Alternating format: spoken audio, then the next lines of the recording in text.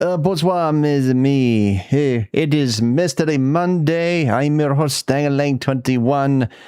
I hope all of you are doing well. I hope all of you are in good spirits. And I hope all of you are doing something to serve your community because you do matter.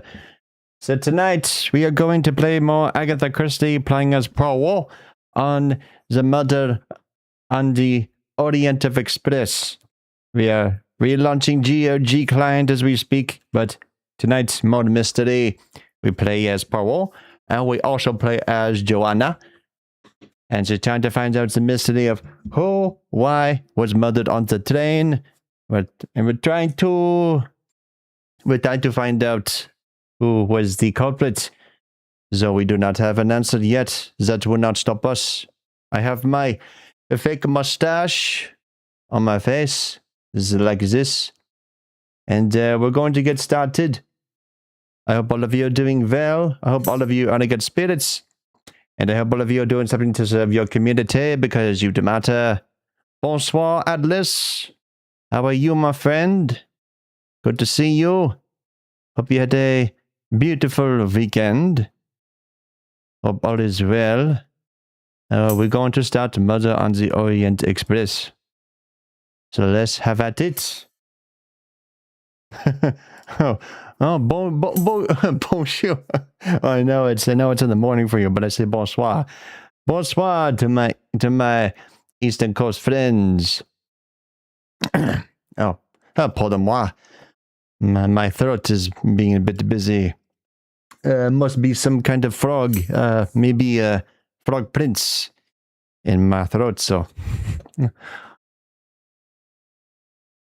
Thank you very much. I mean, I could try to. I'm gonna leave it. I'm gonna leave it like this. If it feels right. Oh, controller. Controller, we must play the controller. All right, let's go.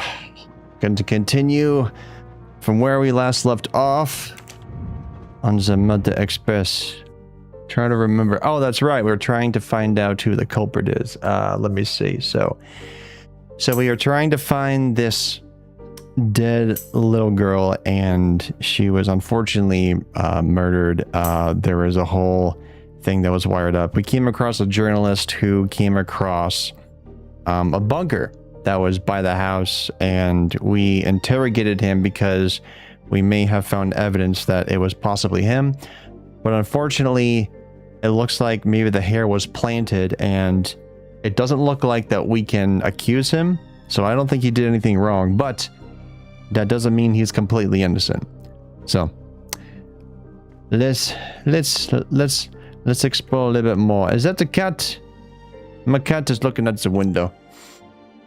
I don't have time to check the latest crimes. I need to focus on Daisy's case. Oh, mon ami, why not? Okay.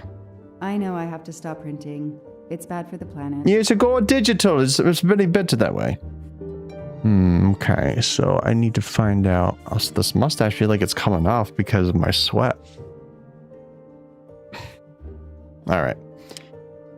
So we have the tattoo on the arm. We have a person who is... Oh, there's a dollar bill. I guess there was a murder, evidence of a kidnapping. John Armstrong. You know, what's up with him? Oh, I have to link these. Oh. I have to connect these. Okay. Yes. I'm very familiar. Okay. Evidence of the kidnapping.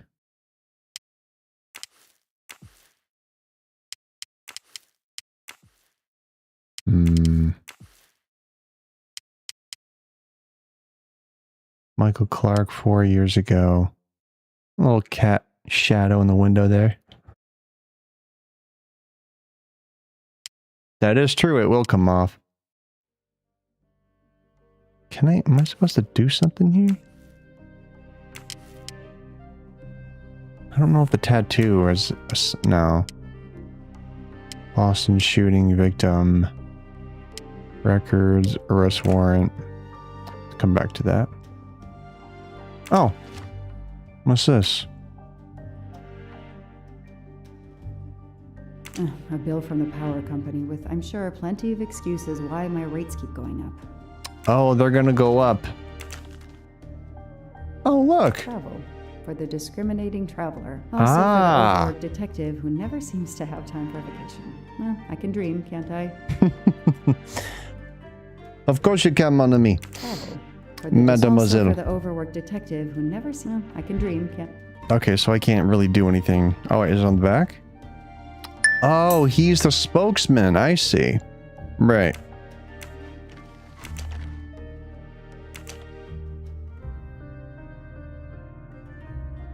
The body of Michael Clark was found buried in his Boston backyard. That's weird. Years of no new leads in the Armstrong case, and then this. That's Michael messed Clark, up. The sarcastic reporter, my prime suspect in the kidnapping, murdered 4 years ago?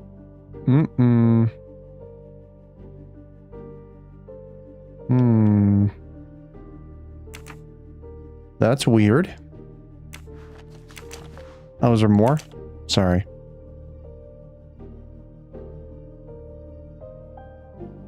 This is Michael Clark? He doesn't look anything like the journalist I interviewed. Nope, Michael, he's different. You have earned a place on my evidence board. Uh-oh.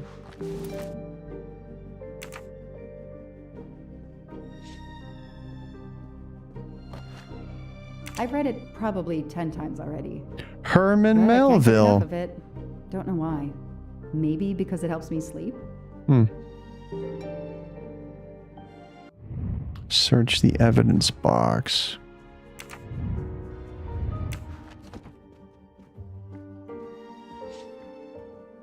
I don't have time to waste on magazines.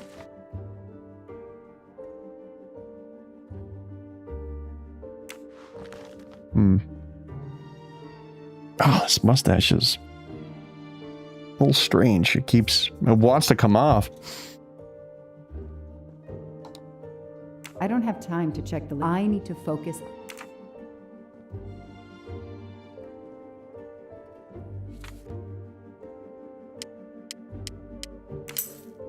I knew it.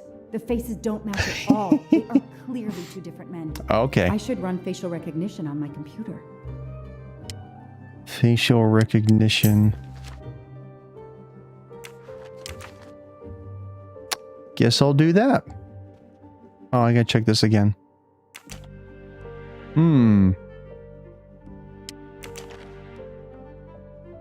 Fluffy. Daisy's plush toy. I don't know.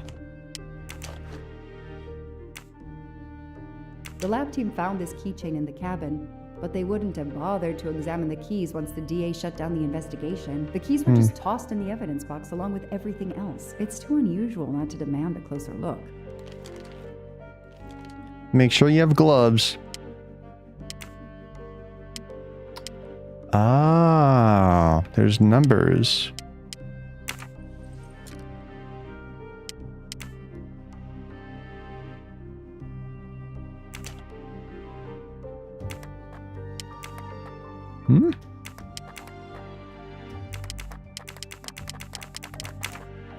Strange.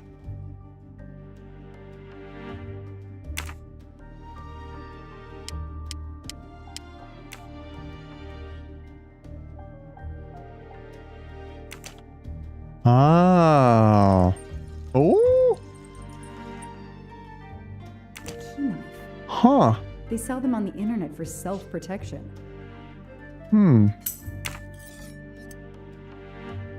Very interesting indeed.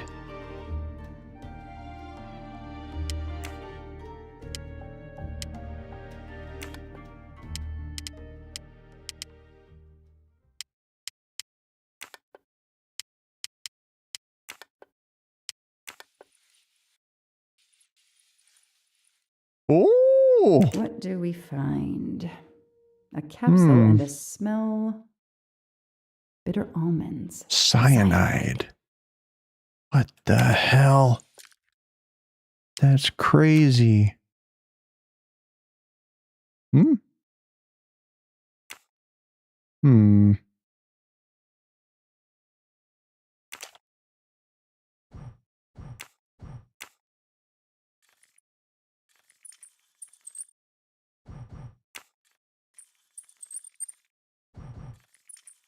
Death. Oh! Ooh! Oh! A USB key. Let's plug it into my PC and see what nasty little secret it contains. Found something. The USB drive. Interesting. Is there anything else on here? There's this.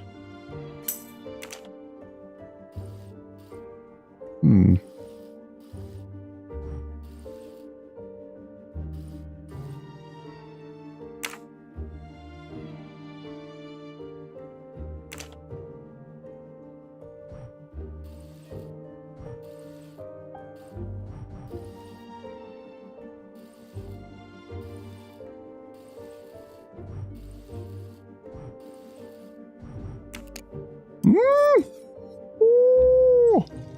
Oh, Swiss Army knife. What do we have here? A flashlight. They can also conceal knives, but in this case we have... Hey, Black Boa, good to see you. How you doing? Happy Monday. What an interesting device this is. My. Now, there's still the question about this bull here. I don't know what this is, but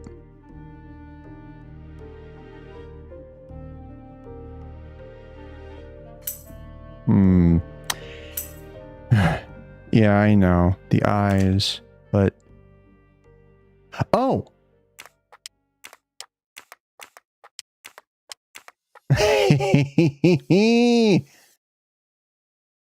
Whoa. This? Brass knuckles? Knuckle dusters? Illegal in Massachusetts. Possession alone can lead to serious jail time.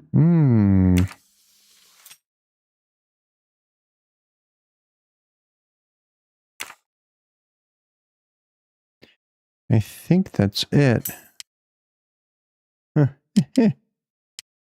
Maui. We drink in this beauty. So clever. All that evidence, and yet no DNA found. Yeah, the middle of the mustache isn't really sticking. It's like, I feel it started to come off. How do I make you stay on my face?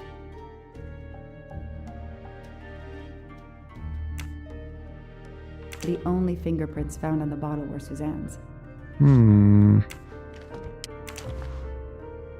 Suzanne's hair, so conveniently left in the cabin for us to find. It was planted. I knew she was innocent. It was planted. Most sure. Okay. USB drive, connect the clues on the wall. Let's go to my computer. Shaved off the Metro beard. But I'd recognize that smug bastard anywhere. The man I interviewed 4 years ago, posing as yeah, a he This has a 5 is o'clock deeply- shadow, don't?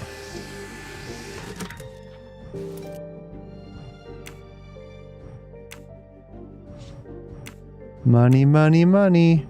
Maybe they needed to show the ransom to someone to check if the serial numbers were still on record. I'll print them. On the wall they go.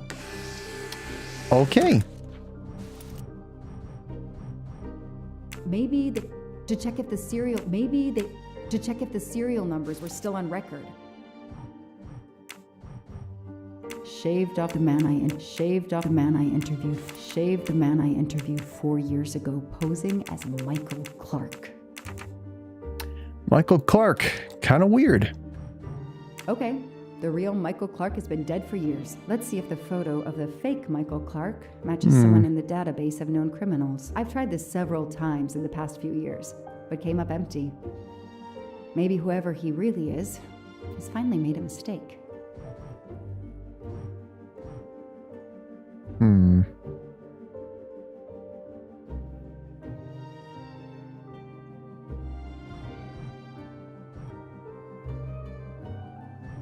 It's not the top right. His nose is different. Bottom left is not the nose. It's either the top left or the bottom right.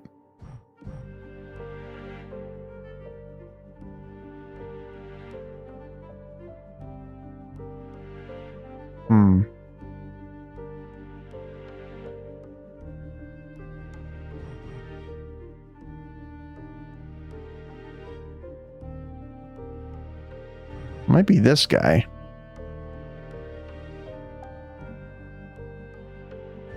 Doesn't look like him.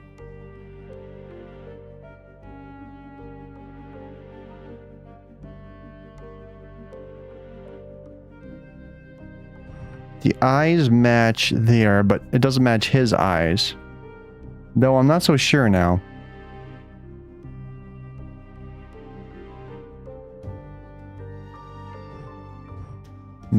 No, that doesn't look like him. So it's not him. No, that doesn't look like him. Really? No, that doesn't look like him. No, that doesn't look like him. That could be him, but he looks pretty different. He does look different. Okay. What had changed between the two photos? Oh, the nose? Yes, he seems different at first glance, but still, it's the same person. Okay. Beard? All right. All right! Yeah! Ears look the same. The glasses are different.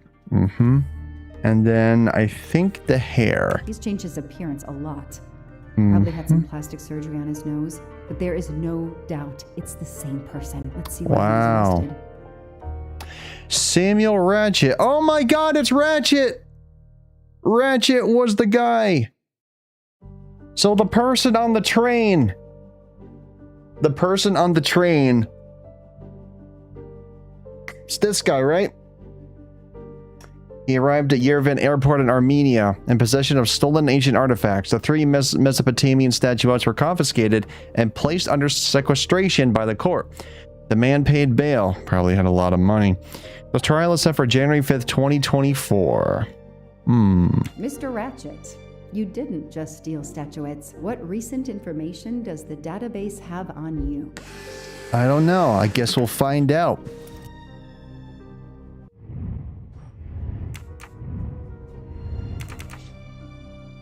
So Ratchet is the guy that was on the train, right? I'm trying to remember if this was before or after. This might be before.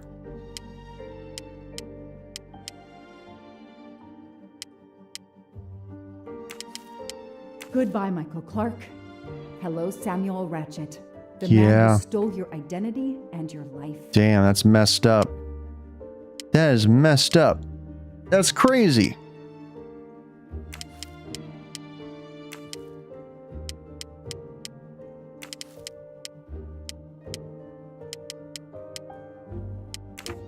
The ransom.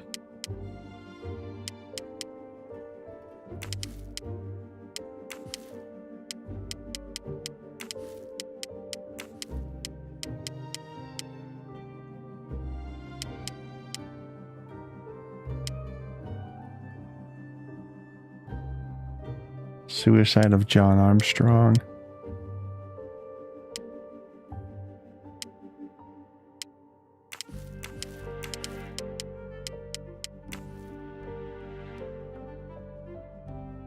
District Attorney.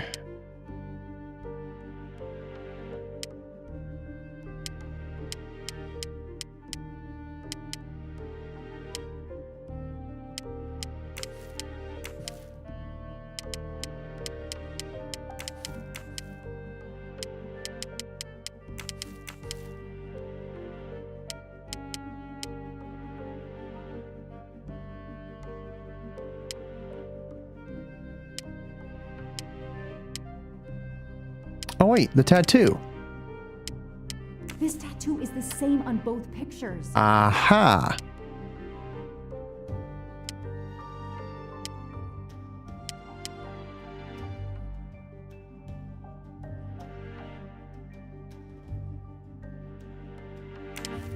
So, Ratchet's real name was Cassetti. Yep.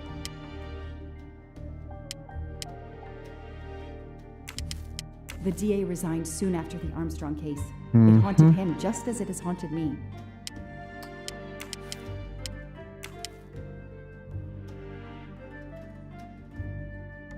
Telephone. John. Suzanne.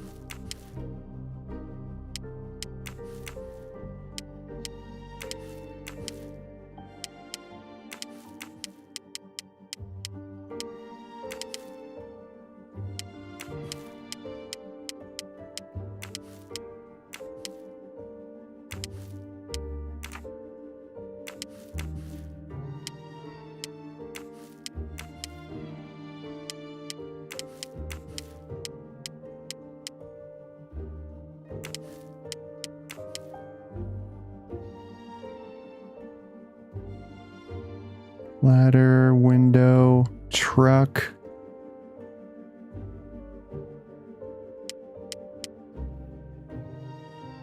Suzanne.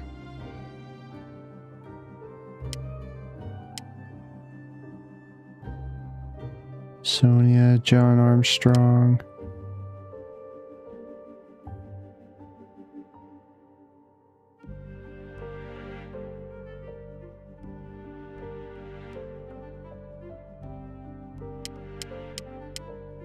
Oh.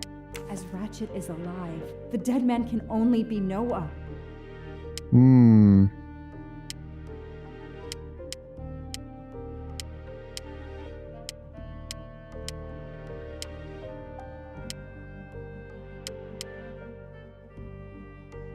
Victim is Noah because Ratchet is still alive.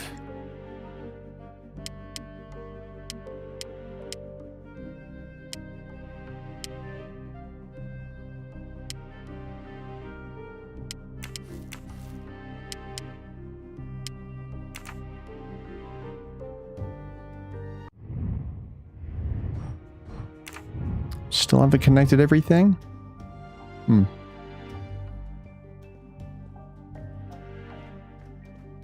I don't have time to waste on Magazine.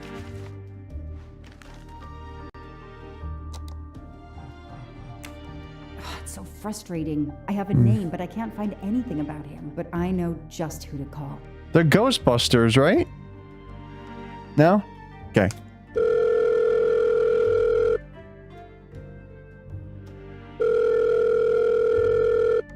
Robot Defense League, we are monitoring this call. Hello, Braid. Long time. Oh, Joanna.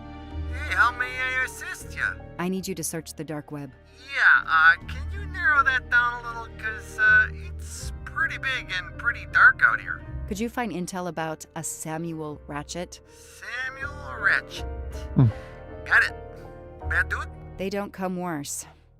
Send me what you find by email. Alright, hang on. Okay. Yeah, uh-huh. Okay, nope. Nope, and... Okay. Oh, this might be something. I gotta do a deeper dive, but you should find this interesting. Could be coincidence if I believed in them. Emailing details. Domo arigato, Mr. Roboto. Domo arigato, Mr. Roboto. Oh, it's a cookbook. It's a cookbook! It's a cookbook! Hi, Chef Broman. Good to see you. I should shout all of you out for being here. I don't want to forget any of you. All right. Absolutely nothing on this Cassetti. His driver's license is almost surely a fake. Second class, first class, second class. Hector McQueen. Istanbul, arrive at Paris. Date of departure arrival. Hector McQueen. Samuel Ratchet, Edward Masterman. 3 passenger names. We know about Hector. We know about Edward, but Samuel Ratchet? Interesting. You're welcome. The Orient Express. I'm gonna print these tickets and put them on the board. Good idea.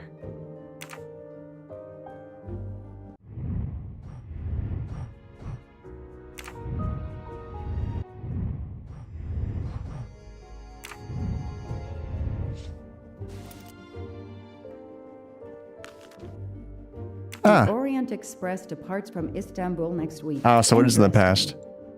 I'll put it on the board. The event? Some old train. Oh. But that face, that man. Antonio! 140th anniversary. Wow. Back to the board.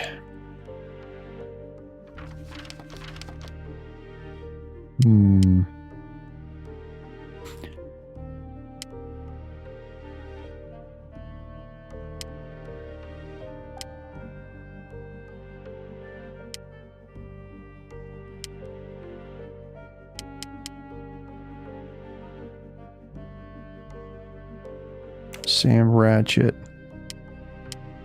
This is Ratchet's ticket.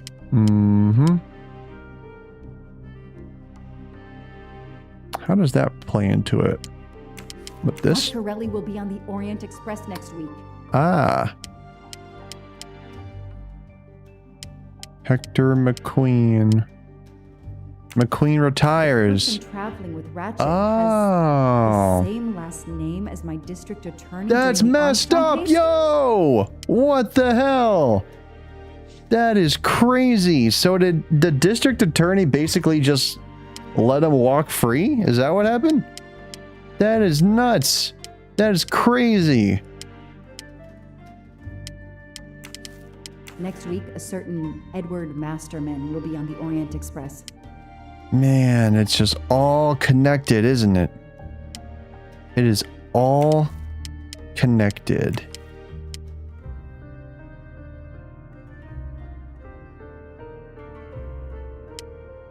What else needs to be connected here?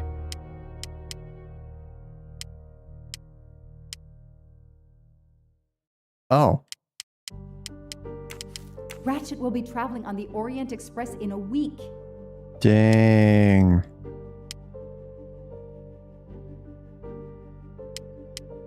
Man, look at this murder board. Hector McQueen will be on the Orient Express next week. Jeez, she is really getting down to brass tacks. Nah.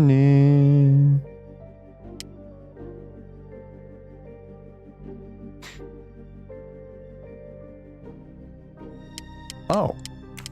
I know that face. That's John Armstrong's driver. Oh, he was the driver? What the hell? What? Man, there's a lot of nefarious stuff going on here. I don't even know if I'm using that word right.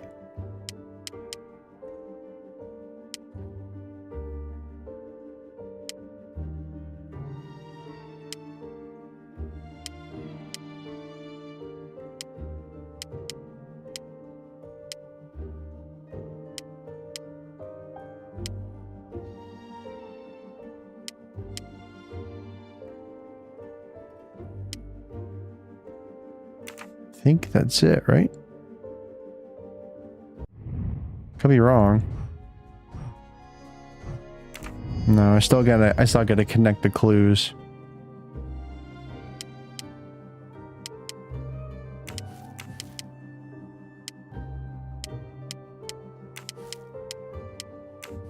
It's all connected.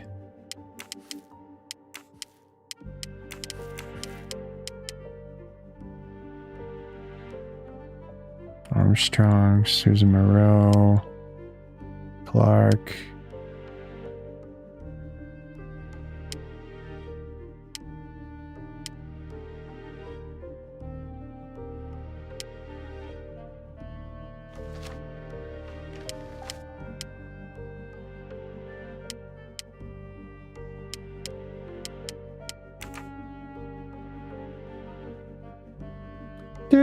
Oh, golden mustache. Gold mustache. Thank you very much. You're welcome.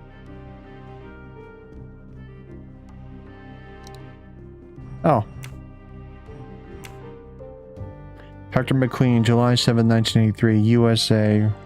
No criminal record. District Attorney. Oh, he's the son. I knew it. He's the son of my former DA. What the fudge, man? What the hell is happening?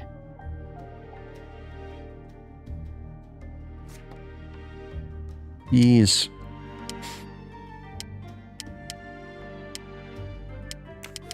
Hector McQueen is the son of District Attorney McQueen. The fudge, man. This is nuts. It's all connected. Damn, Ratchet is taking the Orient Express next week.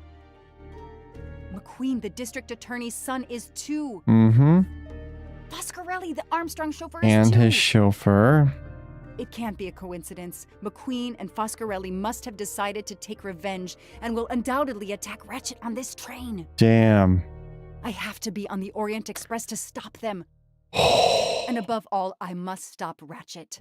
But Holy I can't do it in Istanbul crap. because there's no extradition treaty with the United States. Ratchet can never be judged in the U.S. without an extradition treaty. I'll have to wait until he's in Paris to have him arrested. So that's why I got aboard the train to wait for him to get to Paris so he could be extradited. Gotcha. Okay, we gotta get a ticket. How do we get one? Online.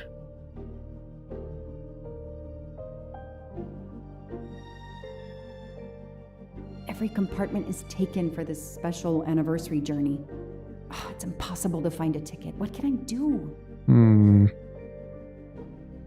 Fraud or buy a ticket from someone. Geez, if I'm a detective, I think I would rather follow the law and just do this. Let's find out who's traveling on the Orient Express.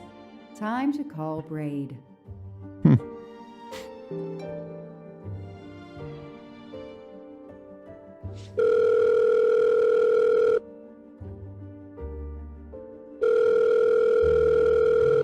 Braid! It's me again. I haven't found anything useful yet. I need one last favor. But it's a big one. Uh-oh. Can you find me the list of passengers of the Orient Express for that anniversary trip? Hold on. Jeez, your IT is surprisingly good. Maybe because of the big event. I found the list, but they sealed my back door as I was starting to capture it. Oh no. Whoa, calm down. I got one name. Female. The name I got before they kicked me off the server was Stacy Johnson. Do you feel like a Stacy Johnson? The question is, how is she going to feel about helping me? That's one you'll have to figure out for yourself. I gotta go back to weaving my magic on the web. Stacy Johnson. All right.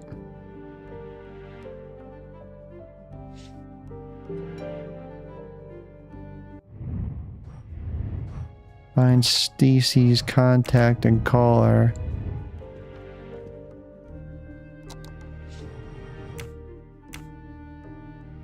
Stacy Johnson. Actress, starred in the movie Love and Despair, sponsor of several associations helping sick children, arrested for attacking a paparazzi. Case settled out of court. All right.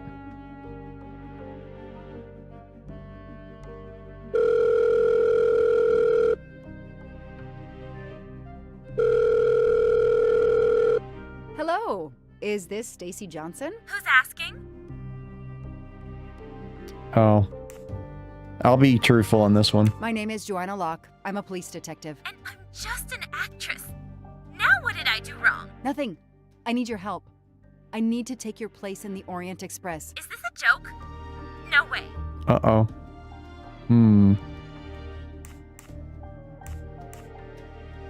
Well, this is private business, and I don't think she should know about it, so I'm going to intimidate her. She doesn't have to know anything. It'll be fine. I'll do the I'll play a little bit of bad detective. I can get an arrest warrant if you don't cooperate. You gonna pull it out of your hat? I've done nothing wrong. Lately. I'm hanging up. Goodbye. Wait. Lately? Oh, it was Do you Armstrong. remember the Armstrong Okay. kidnapping? Of course I do. That poor little girl. I'm a police officer. Should I have have a new lead told that the may truth help me first. find her killer. Wait, didn't they prove it was the nanny?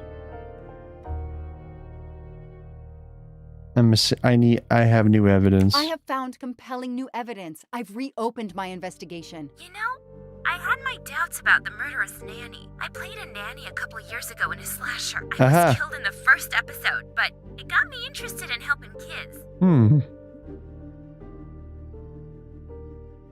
That does not help me. She wasn't. What she said right there was just complete, and I don't know what that was. I'm glad, but it doesn't help me get on the train. No, Yeah. it doesn't.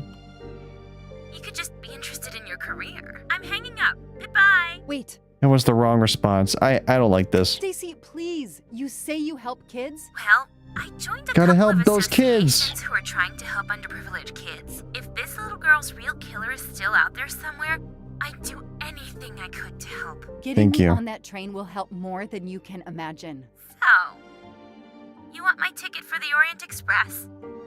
But I booked it months ago. I was so much looking forward to this trip. Sorry, this is a matter of national security. I buy the ticket. I don't like the bribe idea. Stacy, I can tell you care about kids. Here's your chance to help put this beast in prison for the rest of his life. Think of the publicity for those causes you care about. Think about the kids. The kids. There we go. All right, we'll do it for Daisy and the kids who suffer. I'll take care of changing the tickets to your name and send it to you. Release the Epstein files. Make Anyway. you pay. I will. Thank you so much. Expose the abusers that they are. Stacy was as good as her word. It better happen. I received the ticket. I called my chief to let him know I was taking my vacation time. I had coming. I flew to Istanbul. I got some extra vacation time at I was work. finally going to nail the monster is nice of- responsible nice for of them. Daisy Armstrong's death, Michael Clark's death, even his accomplice, and, I suspected, so many others as well. You know the rest. That is crazy. The fact that he went under a fake name and he changed his appearance and somebody was set up. Oh, we're back to Poirot. Ha ha ha. C'est magnifique. And that's how I found myself on this train. On Ratchet's trail. The rest, you know. My identity is easily checked with the Berkshire Police. Thank you for your detailed account, Mademoiselle Locke. Mademoiselle In addition Locke. to giving us crucial details of the investigation, you have made it clear that there are many who might wish to see Ratchet dead. Mm-hmm. Is Miss Locke innocent or a suspect? Oh my god, why is she a suspect? She's innocent. She works for the police. She believes in the law. Innocent. But I know you are innocent. Your forthright testimony and your movements, or lack of them, last night eliminate you from our list of suspects. I agree, without a doubt. Another detective will be great help to the investigation. Book, Although my friend certainly does not need any help. you are too kind. Thank you for believing me. I'd like to help in any way I can. Do not worry, Mademoiselle Locke. Already I see things more clearly. It's obvious whoever drugged you was I can see clearly now the rain is gone. I can see all the obstacles in my way. trying to derail your investigation. Yeah, she You mean was the person drugged. who did this to me is Ratchet's killer? Both Monsieur Michel and Fraulein Schmidt had the means and opportunity to drug you. While you get your strength back, I intend to interview them. Excellent idea, my friend. All this excitement has whetted my appetite. I'm sure Mademoiselle Locke won't say no to a good, invigorating meal. What? No. I want to hear what the conductor and Fräulein Schmidt have to say for themselves. It's Yeah. my duty to ensure We didn't the talk to them at all, well-being of have our we? passengers. If Dr. Constantine has no objection, I will escort you to the restaurant car. On the contrary, some food will do her the greatest good. Well, I'm still a little shaky. Mr. Poirot, will you please keep me informed about what you learn? You may be certain of it.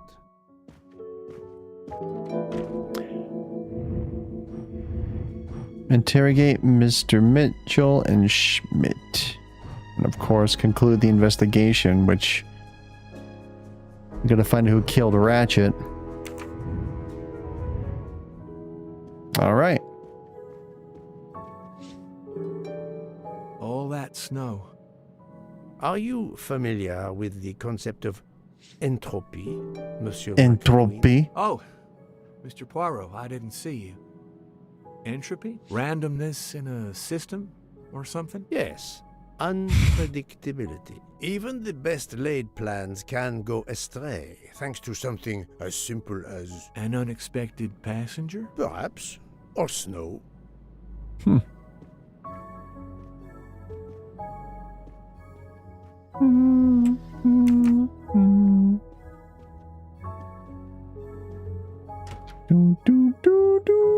Are you all right, Mr. Poirot?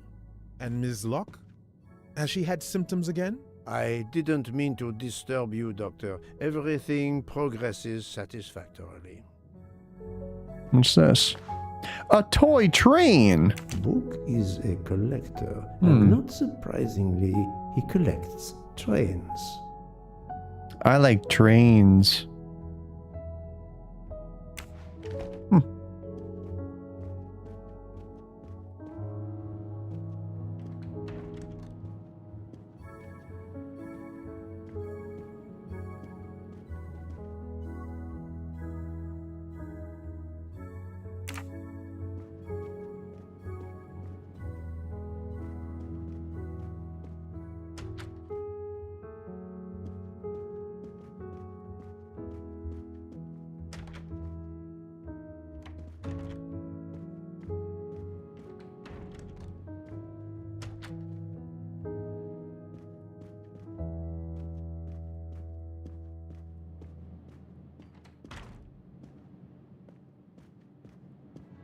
I have nothing to ask them at the moment.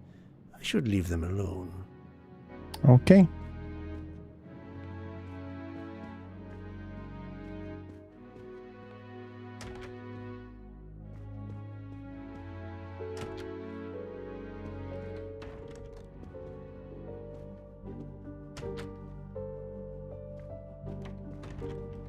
Good evening, Fräulein Schmidt. May I disturb you for a moment? You asked so politely, mein Herr, but I do not think I have a choice.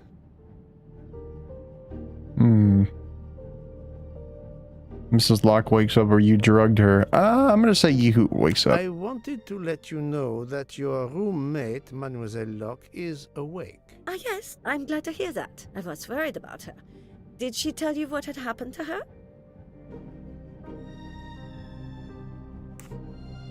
Unfortunately, she doesn't remember much, but we found a residue of a sleeping pill in her cup of tea. Since you two were alone together in your room when she drank it, who else but you could have dragged her? Must I point out I do not make the tea on this train? You should question the conductor or the kitchen staff.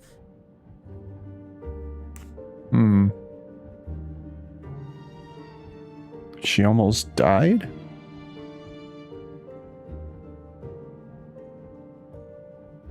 seems a little morbid. I know you have sleeping pills, Fräulein. I do have some. Do you think I'm the only person on this train who finds it difficult to sleep? I believe the Countess Andreni takes them. And I heard the Olsen woman thanking Mrs. Hubbard for a pill. That was aspirin. If you say so.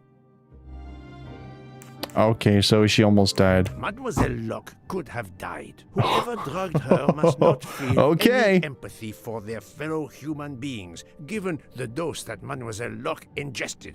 She was close to death. Oh my God. What did I do? I didn't want to hurt her. Just have her sleep for a few hours while we had time. We? Time for what? Oh. Time for what, Madame Schmidt? You think I feel nothing? Nothing? That poor little girl. Indeed, that poor little girl. Fräulein Schmidt is somehow connected to the Armstrong case.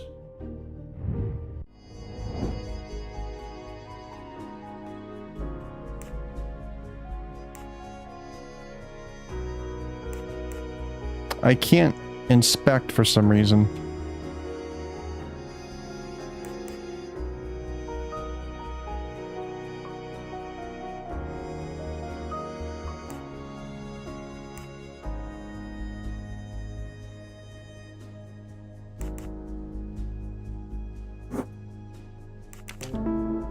Ah.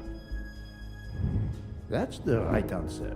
Mais oui! Fräulein Schmidt, I have a certain reputation for sniffing out... I am not a murderer. Forgive me, but I was going to say brilliant chefs. Uh-huh. You were the Armstrong family's cook, were you not? But Mm-hmm. yes. I was the cook of that lovely, lovely family. Yep. I'm sorry, but I must ask you to give me some time to collect myself. It wasn't supposed to be like this, my darling, my poor darling child. I will give you that time, Fräulein. You have given me much more in exchange. I must check in with my other suspects to make certain I have all the pieces of the puzzle in my possession. I shall do that with the utmost importance, but I walk at a very slow pace. Can I get you something, Monsieur Poirot? Everyone is so tense. An aperitif soon, Monsieur Fauchet, with pleasure, when the matter is resolved. I'll just take this golden mustache. Another golden mustache to treasure. What are you doing in here? Jean, you've mixed everything up again. Oh, I can't find the coffee liqueur for tonight's dessert.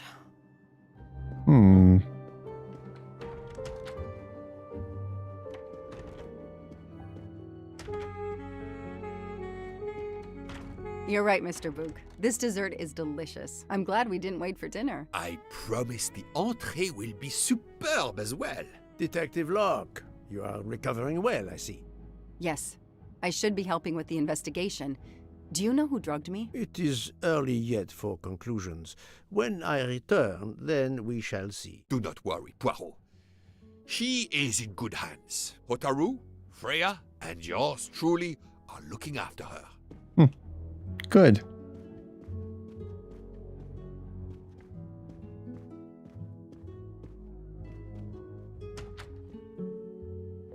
Not now. Not now. I have a dinner to prepare. Would you interrupt Michelangelo or Da Vinci? Yes. Yes, I would.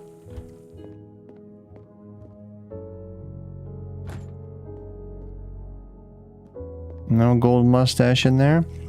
Okay.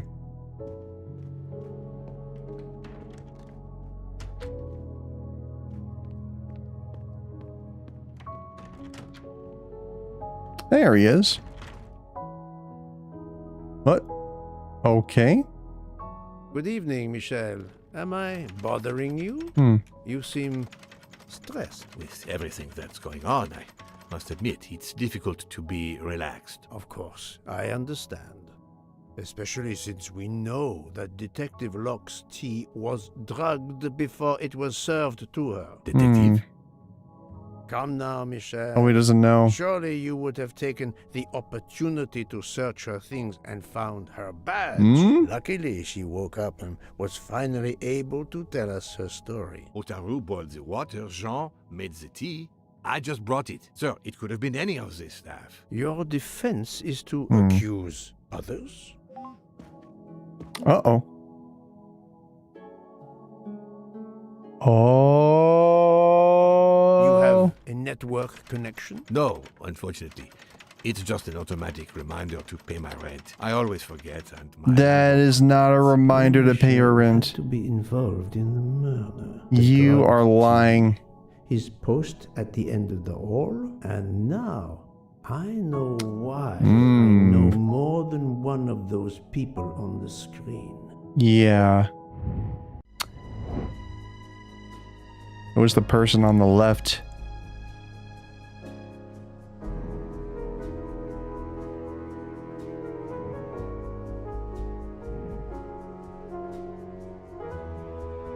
It's Pierre, right? Good job. Yep. Who was the person in the middle? Suzanne Moreau. Fantastic. And the guy on the right? Cyrus Hardman. Nice. Et voilà. You are the father Holy of Suzanne crap. Moreau. Daisy That is Armstrong's crazy. My condolences on the death of your wife. What? But my wife... Enough lies. Suzanne does not bear your name? No. Suzanne's mother and I were divorced. Suzanne kept her mother's name. My most sincere condolences, Shoot, man. Monsieur Michel, on the deaths of Suzanne and your wife. This job. I loved them. But I was never there for them. Then, a year after the divorce, Solange became ill. Suzanne took her to this special hospital in the U.S. Got that job as Daisy's nanny. Ah. I understand your pain. And the reason that led you to drug Detective Locke. We really can't hide anything from you, can we? Many have been foolish enough to try and keep... What are you doing, GOG? Hercule Poirot. Yes, I admit, I drugged the tea. But it was only to keep her quiet until I could... So he did have something to do with this. Interesting. But she reacted so much to the sleeping pills. She was lucky, as are you, that she didn't die. Yeah. To be frank, there is one more thing that puzzled me, but I think I understand now. What is Mr. Hardman's relationship with Mr. Mitchell?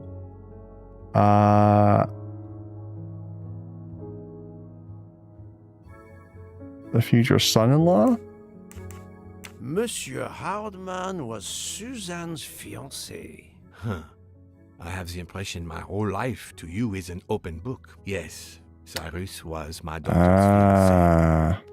I almost consider Cyrus as my own son. Of course, much more is clear. Who's jiggling the handle in here? I have been patient long enough. Yeah, what's going on? It's time to go and see what all the commotion is next door.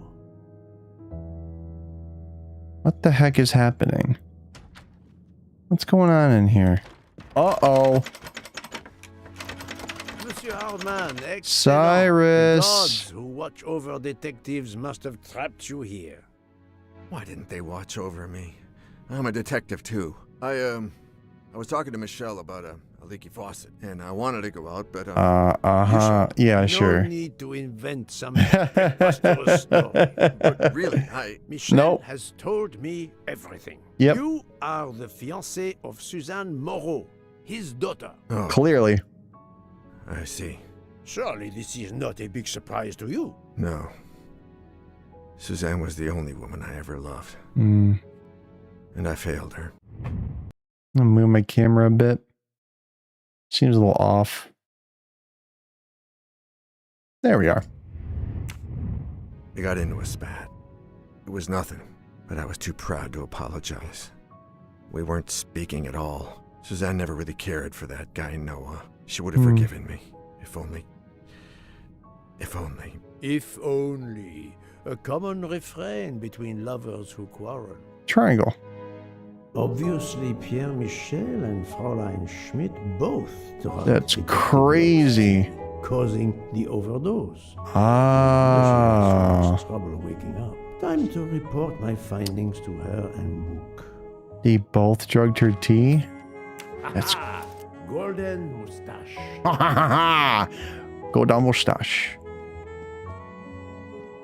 Oh. I wonder if our master chef gets his recipes from a game. Hmm.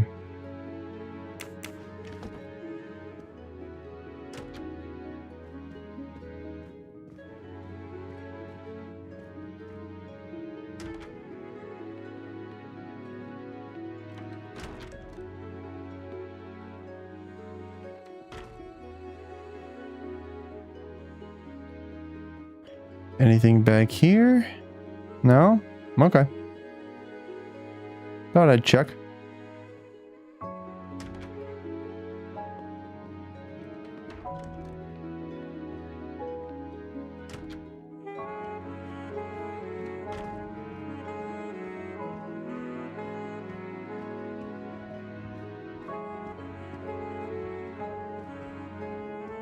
So, my friend, tell me, you have something new? Mademoiselle Locke, I know who drugged you. Fräulein Schmidt and our conductor Pierre Michel both admitted putting sleeping pills into your tea. This explains your overdose. They are relieved you are recovering. Michel drugged a passenger? On behalf of the company, I offer my apologies to you, Mademoiselle Locke. Michel will answer for this outrage. Both of them? I was pretty sure about Fräulein Schmidt, but I admit that I did not suspect the conductor. I have uncovered multiple connections with the Armstrong. Yeah, a lot. Michel is the father of Suzanne Moreau, little Daisy's nanny. And Monsieur Hardman was Susan's fiancé. As for Hildegard Schmidt, she was the cook of the Armstrong family. Wow. What a coincidence, don't you think? But it's incredible. What are the odds that so many people linked to that tragic It's all affair ended up on connected. the same train? It's all About connected. The same as you winning the lottery, my friend. I wasn't the officer who interviewed It's all Fräulein connected. Schmidt back then. So she couldn't recognize me here on the train. How could they know who I was? There were other passengers who might have. Or she may have seen you when you visited the Armstrong home. It is now clear to me that some of the clues to this elaborate plot were staged for my benefit. What do they want me to believe?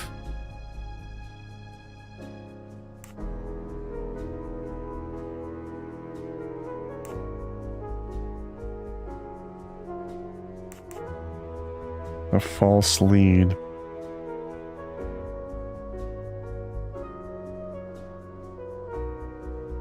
Well, they didn't open up the window, so...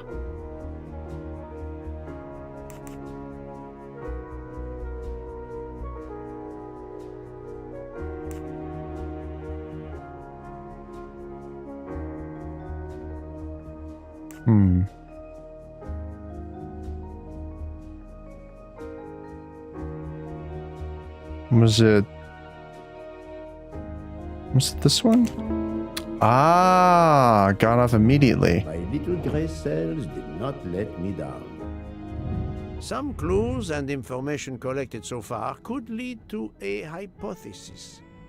The murderer boarded the train in Vinkovsky, killed Ratchet, and then left the train immediately. How did you come to that possibility? Monsieur Hardman told me about a short man with a high-pitched voice who threatened Ratchet. Imagine for a moment that this man, wearing a wagon-lit conductor's jacket, killed him while Michel was on the platform at Vinkovsky. This murderer then hid the conductor's jacket in Detective Locke's room, then fled before the train left.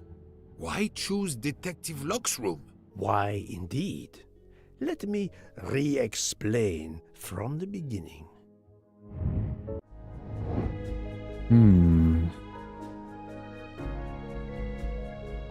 Reconstruct the events of the false lead.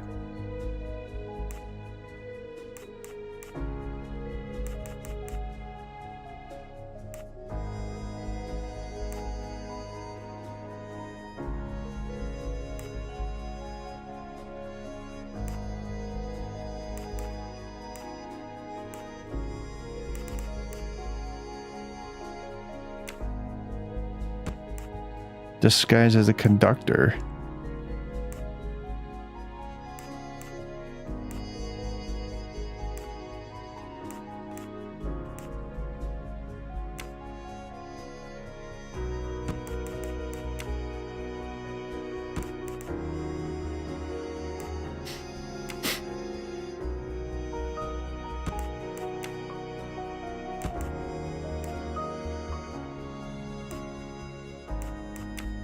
Move everything over.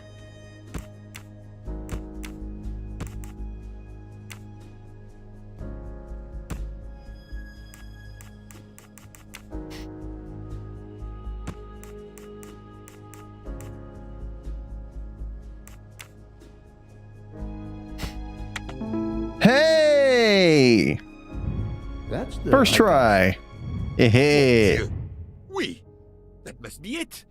Everything fits so well. It fits too well, my friend. Mhm. Other clues lead to a second hypothesis, much more plausible. So who disguised as a murderer?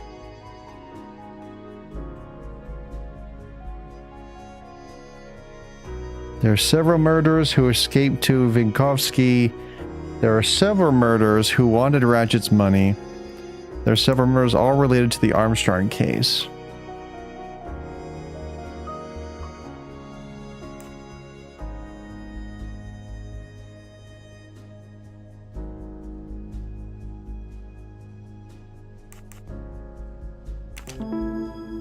All related.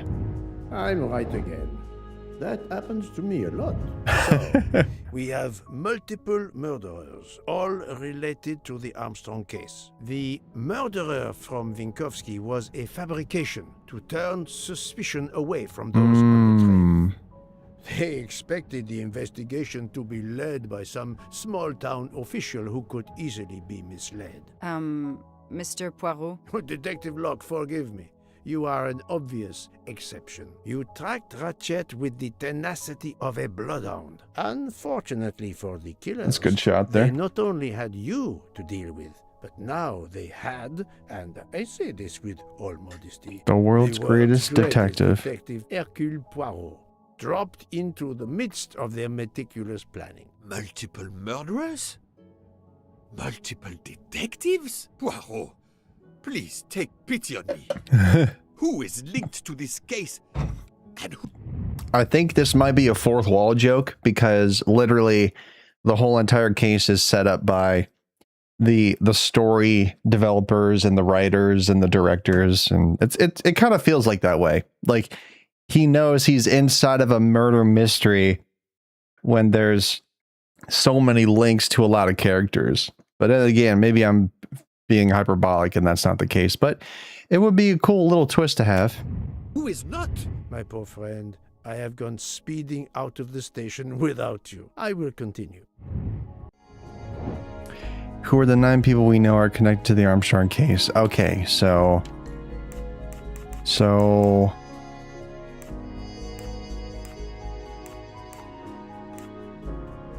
Antonio is the one guy. Cyrus Hardman. Locke is McQueen. Pierre. Hildegard Schmidt. Samuel Ratchet. And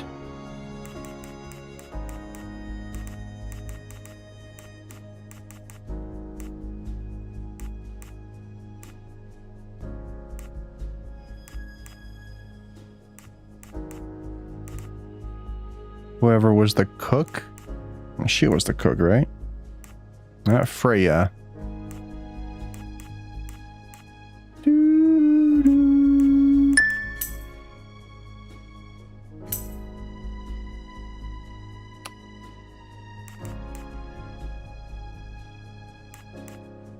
Was it Helena? Oh, there's 9 people.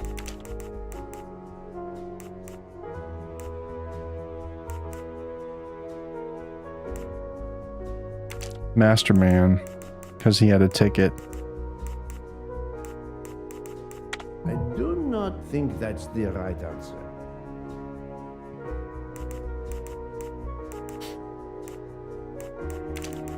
This is wrong, but I'm never far from the truth.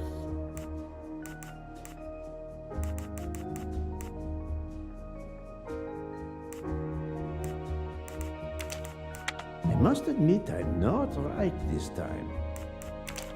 I do... Oh. Right. That's the right answer. Fräulein Schmidt, Pierre Michel, Monsieur Hardman and Monsieur McQueen are all linked to the Armstrong case. I also know that Sonia Armstrong's sister and godmother, Countess Andreni and Princess Dragomirov, are on this train. And finally, Detective Locke discovered that Mr. Foscarelli was the Armstrong chauffeur. If we add Detective Luck and Ratchet, of the 12 passengers in that coach, 9 have a connection with the Armstrong case. Wow. What next, Poirot? Or should I say, who next? It is time to summon everyone. Everyone? Even Dr. Constantine? The train crew other than Michel? Dr. Constantine, yes. I will need him. But we don't want the others as witnesses. I will see that their duties keep them occupied elsewhere. Excellent. I have always thought this moment in a case is much like Rodin unveiling the thinker before a captivated audience. A work of art. Have you not felt that way, Detective? No, Mr. Poirot. I'm happy just to slap the cuffs on him. Well, there is some artistry in that as well, I suppose. Where would you like the unveiling, Poirot? The lounge? Perfect. Yep. Then I will gather all the passengers in the lounge. Perfect. Yeah, just leave the food uneaten. Good idea. Oh, we're zooming out. Are we stuck on a bridge? I guess we are stuck on the bridge.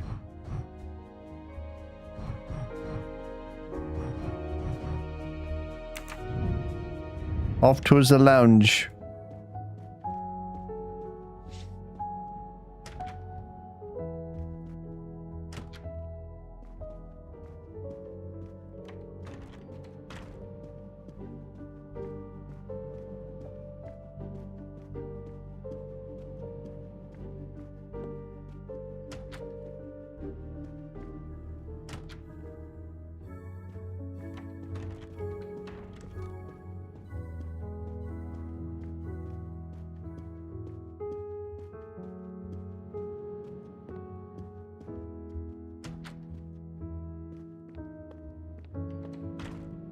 Oh, that's not the lounge.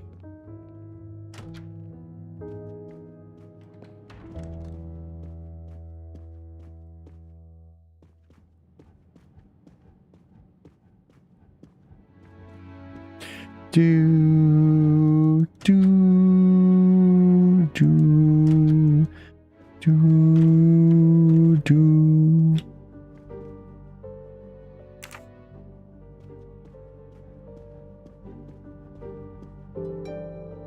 Here we go. Everyone's here.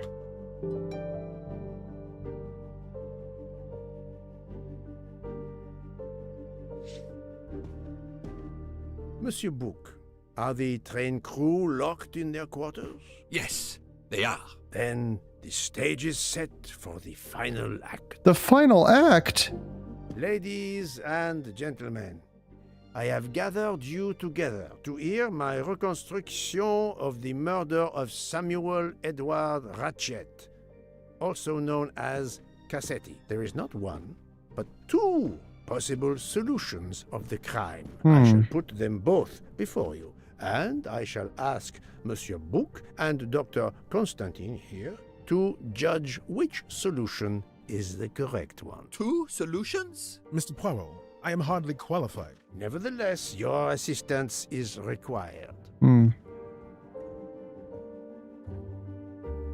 Now, You all know the facts of the case. Ratchet was found stabbed to death this morning. He was last known to be alive at 12:37 a.m. last night. Yep. When he spoke to the wagon-lit conductor through the door. His watch was found to be badly dented. Yeah. And it had stopped at 1:15. Dr. Constantine, who examined the body, puts the time of death as having occurred between midnight and 2 in the morning. At half an hour after midnight, as you all know, the train ran into a snowdrift. After that time, it was impossible for anyone to leave the train. So, here is my first theory.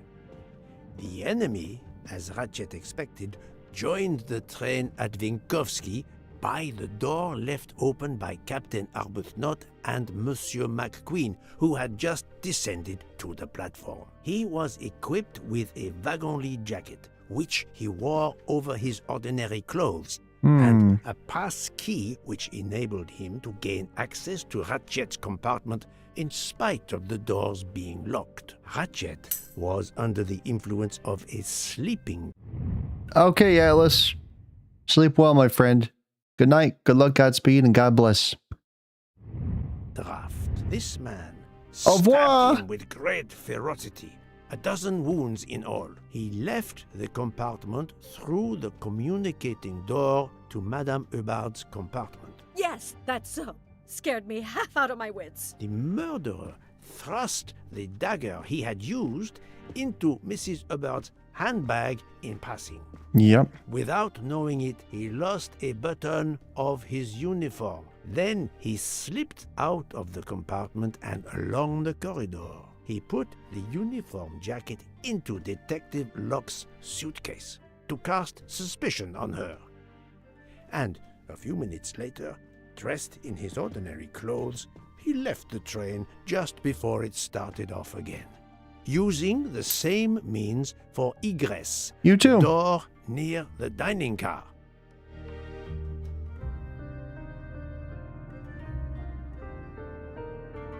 That is the first hypothesis.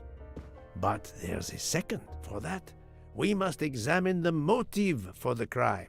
Right. Why was Ratchet killed?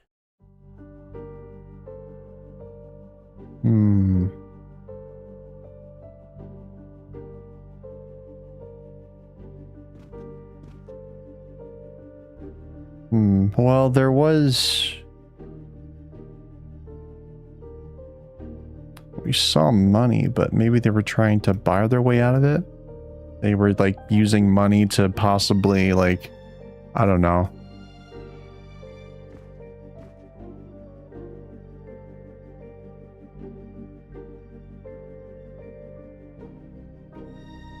I'm gonna say revenge. The motive is clear. Revenge, of course. Nothing was stolen. And we know that Ratchet had made many enemies. This was a premeditated crime. Meticulously planned. When was the crime planned? Just before the departure or several months before the departure from Istanbul?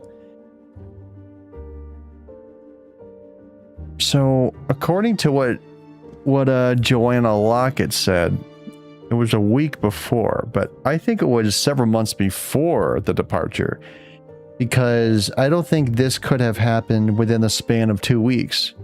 So just before the departure sounds very strange. I think it was months before, because there's no way this could have all happened just before the departure. This was probably several months before. Since the kidnapping and death of little Daisy Armstrong, which traumatized many people close to the family. Even when the police concluded that it was Suzanne Moreau, questions remained. Detective Locke continued her investigation, as did others. They became convinced the truth lay elsewhere. We now know who the real murderer of Daisy is. Yep.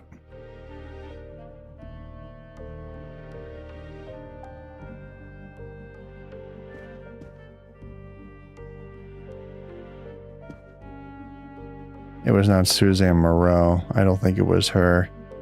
She didn't actually get her killed. I think she was negligent. Ratchet was probably the one who killed her, and then they tried to get revenge on him for killing her. So I'm going to say Ratchet. It is clear now that Daisy's killer was Ratchet, also known as Cassetti and Michael Clark and how many other names. But of course, many of you have known this for a long time. It is obvious that the 12 stab wounds are not a random number. They're not. Dr. Constantine's analysis Or revealed left-handed. that some stab wounds appeared to have been caused by By a right-handed attacker. Others indicated the knife welder was left-handed. Some wounds were deep. More than one fatal. Yet others were not much more than mere scratches. What can explain these discrepancies? This leads us to an obvious conclusion. They are symbolic. Revenge. What did the 12 stabs symbolize? Oh, wait, was she 12 years old? Oh, shoot. Wait. Was she 12? Hold on a minute.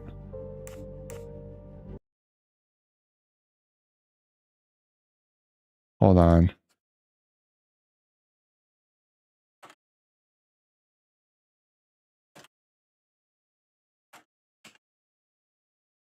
So it's either a judge or Daisy's age.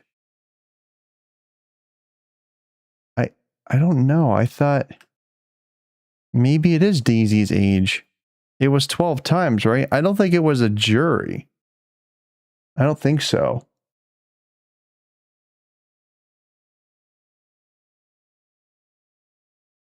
Oh, okay, so it's not her age. It was...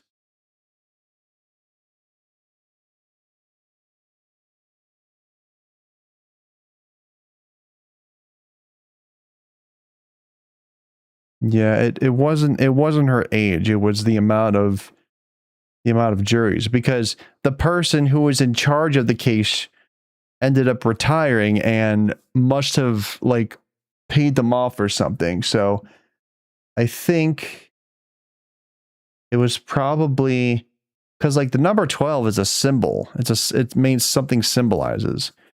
It's definitely not her age. It's the members of a jury. So it wasn't her age, it was the jury, I think. 12 stabs. 12. 12. My browser is frozen. Oh, there we go.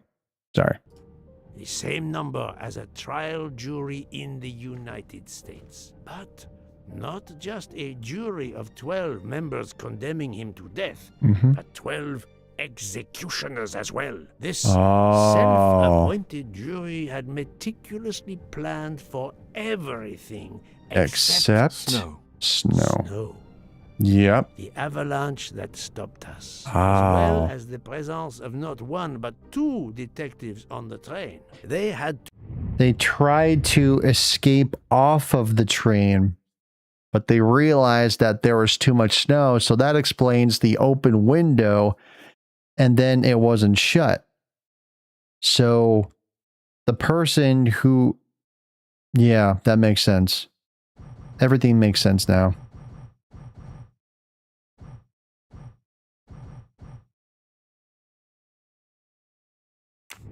To improvise, to hastily add clues and false leads. That's tricky. Ah, the false leads. I guess these are all of them? This woman in a red kimono does not exist. I don't know which of the passengers it was. It does not really matter. It was just a performance, a charade to introduce another possible culprit to muddy the waters. The time on Ratchet's broken watch was deliberately set to conceal the true time of the crime. The vial of vaping liquid incriminated Captain Arbuthnot. However, he had a solid alibi confirmed by Monsieur McQueen. Impossible then to suspect him. Right. The conductor's jacket found in A Detective locked Locke's suitcase was put there only to cast suspicion upon her. All these false leads were intended for me. But I am Poirot. I understood the truth. We have a train We full have of a suspects. train full of suspects. That's It's crazy. time to identify who the real culprits are. Let's start with Detective Locke.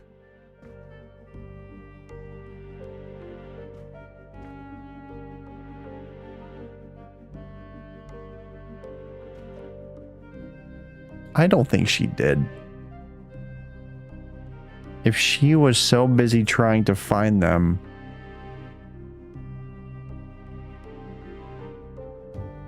I don't think so. I don't think she did. There's no way. There's no way she did. Oops.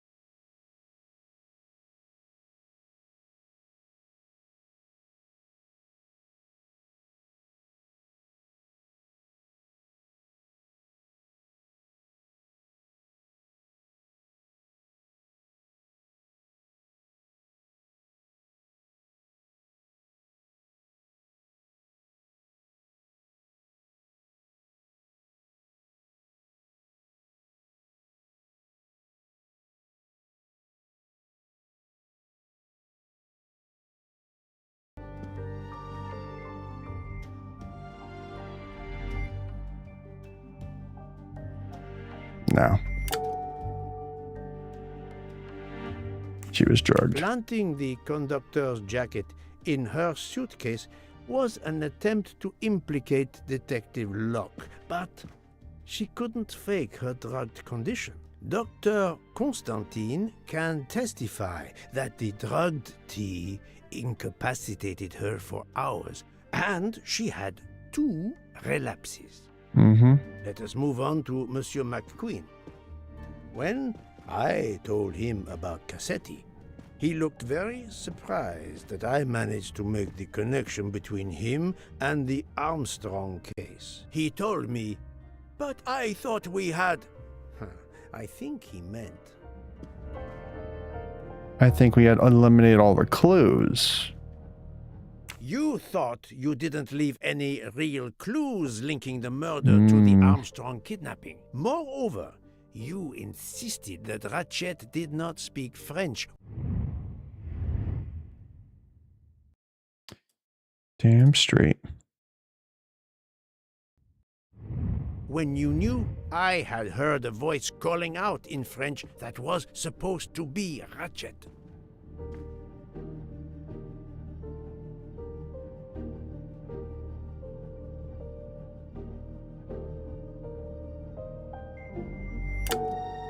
He did. His father. You took some pleasure in leaving me false clues, I think. It was quite annoying.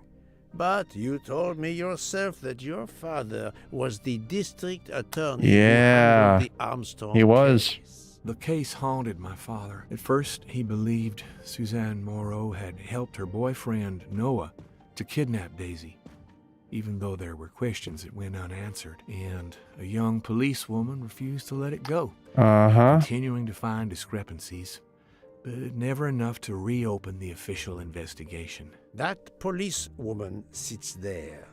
Her name is Joanna Locke. Then tell him.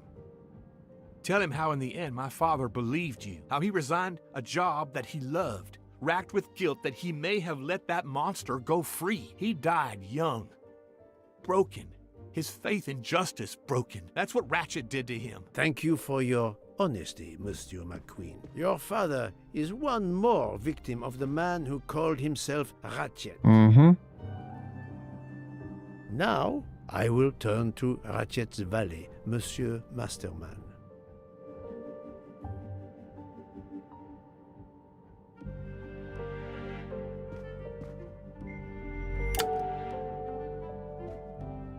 Sleeping pills. Ratchet sensed danger close to him and naturally wanted to stay awake. You gave him sleeping pills without his knowledge. Once he was sound asleep, you could do what you had to do in peace. Sir, I'll tell you the truth. I was Colonel Armstrong's adjutant in the war, sir, and afterwards, I was his valet in New York. I'm afraid I concealed the fact this morning. It was very wrong of me, sir, but I knew how suspicious it would look. Is that all you have to say? That's all, sir. Now, to leave no suspicious stone unturned, let us move on to Monsieur Book. What? Me? A suspicious stone? No, he didn't do it. He's innocent.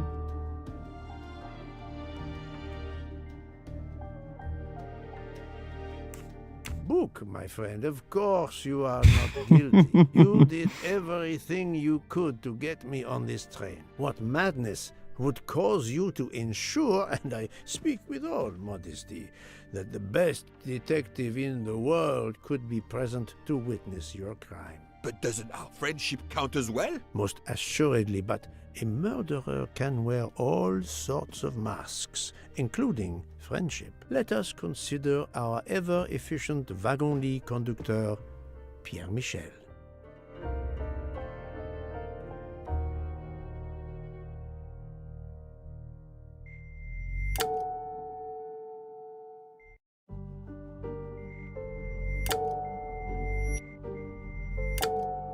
Can see it in their face.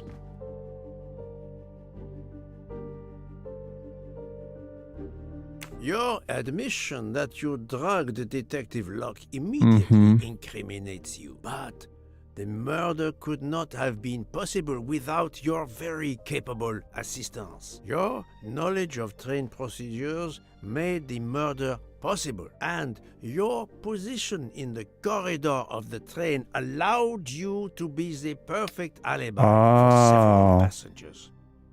And your motive? Suzanne Moreau, Daisy Armstrong's poor nanny, who was wrongly accused and committed suicide, was your daughter. Yep. He got what he deserved. My poor daughter has finally been avenged. My Suzanne. My child. Let's move on now to Monsieur Hardman, one of 3 detectives on this train.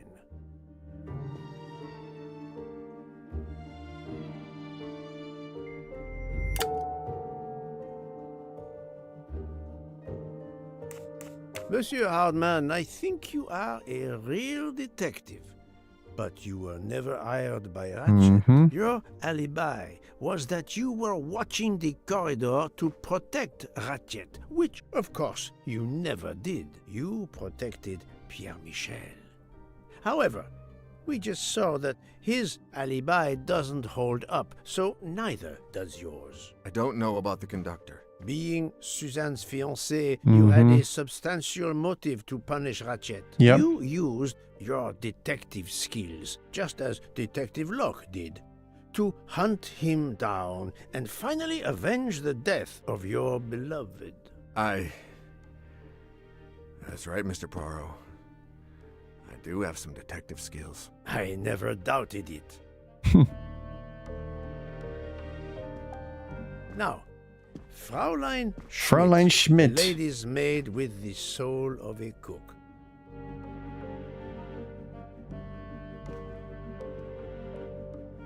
Yep. You drugged Miss Locke. Fraulein Schmidt, you told me of your remorse for drugging Detective Locke. I believe you are sincere. However, As the cook of the Armstrong family, you experienced the drama from within. The death of Daisy, then Sonia Armstrong, who died in childbirth, and finally, Suzanne and John Armstrong. So much misfortune in that poor family. The death of this criminal is only justice. Let us move on to Countess Andreni. I was impressed by the earnestness of her husband when he swore to me solemnly on his honor that his wife never left her compartment that night. Should I believe it? I don't think so.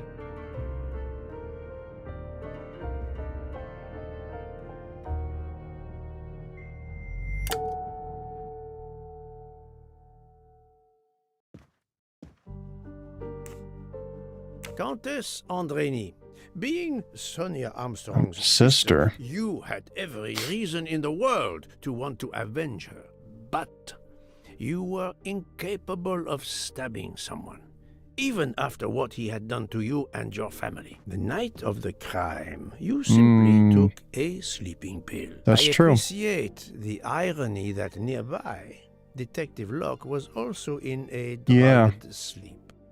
When you awoke, you thought the nightmare was over. Rudolph? Hush, my love. Hush. Excellent transition. I was coming to you, Count Andreni.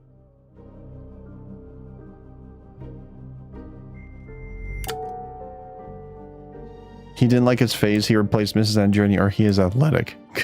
He replaced Mrs. Andreni. 12 people, a jury. This was very important to all of you. If Countess Andreni did not stab Ratchet, someone had to take her place. And you, Count, the beloved husband. I've seen how fiercely you love and protect your wife. Yeah. Enough! I would do anything for Helena. Anything. Even that. Yes, even that. Let's move on to Monsieur Foscarelli.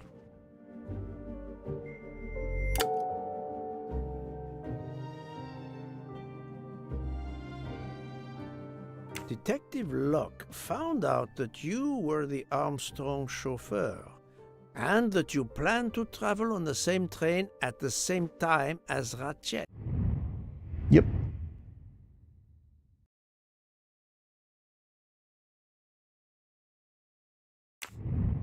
That is what made her decide to obtain a ticket as well. Unfortunately, she could not prevent the murder. Have you lost your tongue, Mr. Foscarelli? Oh, Daisy. She was the delight of the house. Tonio, she called me. Tonio. And she would sit in the car and pretend to drive me. And you, Mademoiselle Olson, a champion for the immigrants, a worthy calling. Yep. She was reserved Mrs. Denneman's alibi or Mrs. Hubbard's latch. The latch, I would think. Mademoiselle Olson, you supported Madame Hubbard's story about her connecting door latch, a story that I later demonstrated to be impossible. Yep. So, you deliberately lied to me, and you also lied about Mademoiselle Debenham's whereabouts. Enough! I can't take this anymore. I know what you want from me, Mr. Poirot. Very well. Here it is. She was my little Daisy, my angel, so patient. When I patched a scrape or took her temperature, that was my job. But she was so much more to me. She was a shining light in an ever-darkening world. I've tried to honor her by caring for children who have lost everything. Thank you, Mademoiselle. You too shed light on your part in this mystery. She was the nurse. You were Daisy Armstrong's nurse. I will ask you no more questions. It is enough that you have admitted what I know to be the truth, and I understand. Let's move on. Dr. Constantine. You suspect me? I know none of these people. I didn't know Ratchet either, and I've taken a solemn oath to help people, not murder them. He didn't do it. No. Oak's testimony. You are one of the few people in this room not to have any connection with the Armstrong case. Moreover, your alibi is confirmed by Monsieur Bouc, whom I would trust with my life. That is very kindly said, my friend. We now come to Mademoiselle Debenham and Captain Arbuthnot, whose relationship was not in doubt from the moment I inspected your room at the hotel. You have a bloody nerve.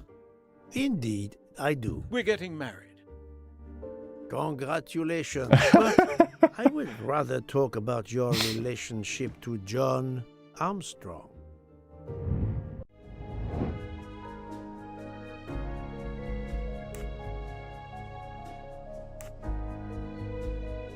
Soldiers, right? Gotta be soldiers.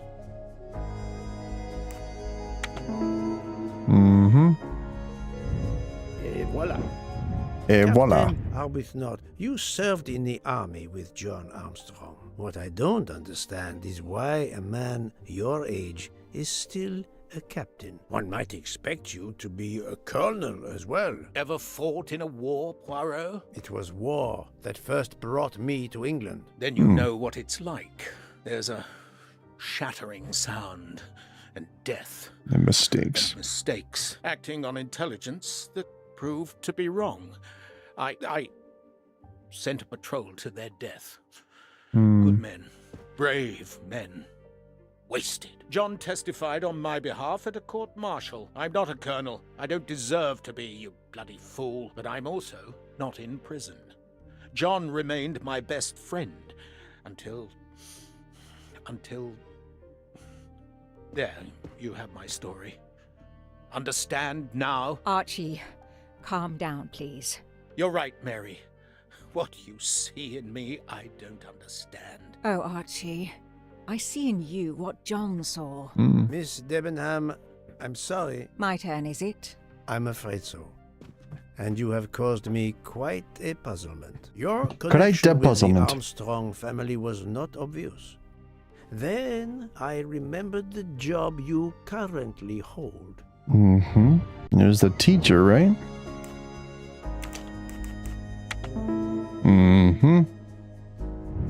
My little gray cells did not let me down. You were the teacher of... Oh, it was Helen. You were the teacher of Helena. Andrény, whose maiden name was Helena Goldenberg before she married Count Andrény. Yes, absolutely. Why lie to you? She was an excellent student. Oh. Captain Arbuthnot.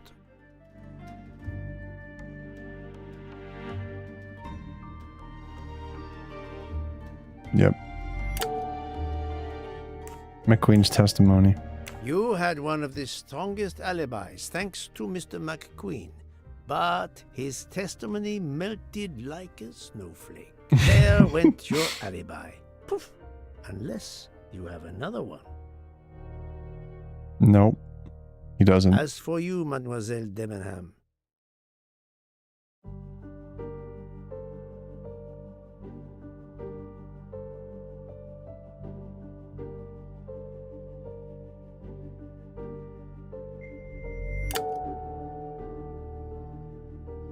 Mr. Olson's testimony.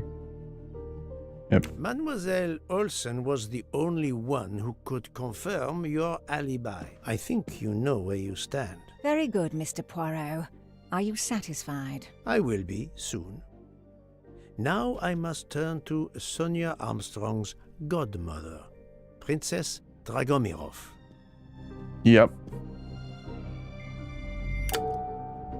She's left-handed. Princess Dragomirov, you weren't on my list of suspects at the start, given your social position. I left my social position in a cold country. Do you object to being addressed as princess? I deny people the opportunity. It makes a good story to tell their friends. It also guarantees a good table in the best restaurants. Princess, there is also, forgive me, your extreme physical fragility. It does not stop me when I must be strong. Indeed. Of more importance, though, is the fact that you're the only left-handed person on the train. Yep. And the single blow to Ratchet from a left-handed person was very, forgive me, weak. Finally, I'm afraid I know the alibi that you shared with Fraulein Schmidt is false. You have been very thorough, sir. I hope you will permit me to say we are much alike. I am honored. Now it is time to end with Mrs. Hubbard, or should I say, Linda Arden. Linda Arden. Oh! If Princess Dragomirov hadn't told me about her relationship with this famous actress, I might not have made the connection. But you are a great actress, madame. Your performance as a flighty, self-involved woman was superb. I never would have guessed something entirely different. As for what ties you to the Armstrong family, it is obvious.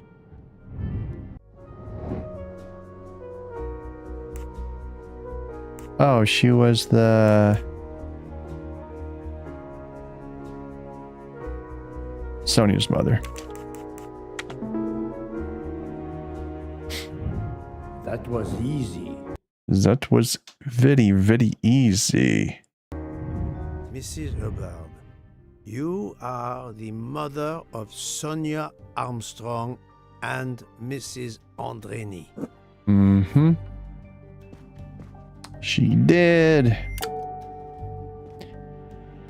The toilet bag hiding the latch. Madame Hubbard, you really are a remarkable actress. You put so much effort into your character and into staging the murder. I saw it as a perfect mosaic, each person playing his or her allotted part. So carefully arranged that if suspicion should fall on any one person, the evidence of one or more of the others would clear the accused person and confuse the issue. Everything was meticulously planned.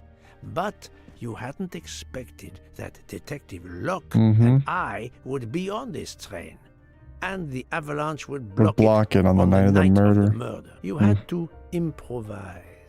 But again, improvisation would be another of your skills as an actress. So you came up with the story that the latch on the door that communicated with Ratchet's compartment was hidden by the handbag. I always fancied myself in comedy parts. That slip about the sponge bag was silly. Shows you should always rehearse properly. You know all about it, Mr. Poirot. You're a very wonderful man, but even you can't quite imagine what it was like. That awful day. I was just crazy with grief. So were the servants. We decided then and there that the sentence of death that Ratchet had escaped had got to be carried out. There were 12 of us, or rather 11. Suzanne's father was over in France, of course. First we thought we'd draw lots as to who should do it, but in the end we decided on this way. It was the driver, Antonio, who suggested it. Mary worked out all the details later with Hector McQueen. It took a long time to perfect our plan. We first had to track Ratchet down. Hardman managed that in the end. Then we had to try and get Edward and Hector into his employment. Well, we managed that. Then we had a consultation with Suzanne's father. Captain Arbuthnot was very keen on having 12 of us. He seemed to think it made it more orderly. He didn't like the stabbing idea much. But he agreed that it did solve most of our difficulties. Well, Suzanne's father was willing. Suzanne had been his only child. We knew from Hector that Ratchet would be coming back from the east, sooner or later, by the Orient Express. With Pierre Michel actually working on that train, the chance was too good to be missed. My daughter's husband had to know, of course, and he insisted on coming on the train with her. Hector wrangled it so that Ratchet selected the right day for traveling when Michel would be on duty. And then, at the last minute, you came. For the rest of the story, you worked out everything, Mr. Poirot. You were right about all of us. What are you going to do about it? If it must all come out, can't you lay the blame upon me and me only? I would have stabbed that man 12 times willingly. It wasn't only that he was responsible for my daughter's death and her child's, and that of the other child who might have been alive and happy now. It was more than that. There had been other children kidnapped before Daisy, and there might be others in the future. Society had condemned him. We were only carrying out the sentence, but it's unnecessary to bring all these others into it. All these good, faithful souls. Makes sense. You are a director of the company, Monsieur Bouc. What do you say?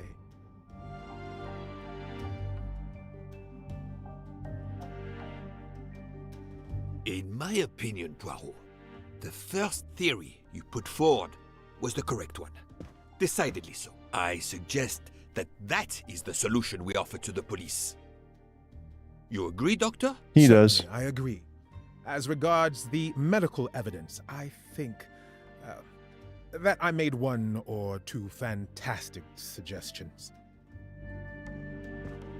Then, having placed my solution before you, I have the honor to retire from the case. Oh. Wow.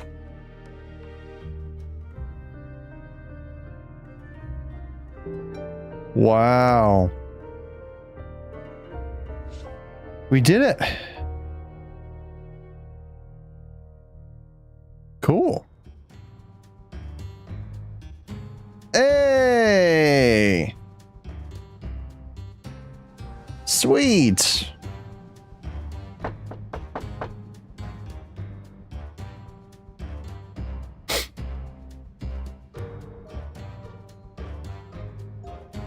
I'm sorry to wake you up in the middle of the night, Poirot, but it couldn't wait. There was a detail that bothered me in my preliminary autopsy of Ratchet's body. I went back to examine the body and I discovered a wound covered by another. The blow I hadn't seen was delivered by a thinner, sharper blade. So there were not 12, but 13 stab wounds. 12 stabs. Is that the 12 key? jurors.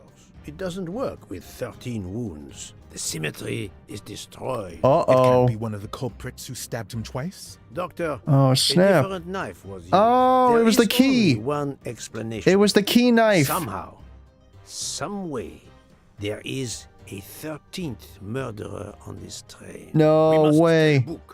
The case is not solved. Oh, that's not good. Oh, boy. It's not over yet.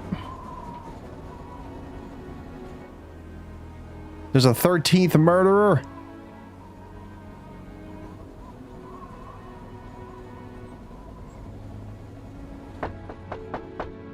Please, come in. Ah, Book. I see we are moving at last. Yes. The way was finally cleared while we slept. If all goes well, we will arrive in Venice this evening. The train will be there for several hours for refueling and reprovisioning. What do we do with the 13th murderer? Do you have a lead? I thought about it. There is one clue that was left aside in my investigation. The diary I found in Ratchet's safe mentioned an appointment in Venice. Someone with the initials A.W. He will never keep the appointment. But there should be enough time. I must try to keep that appointment for him. Wonder where is the meeting with Ratchet? Oh,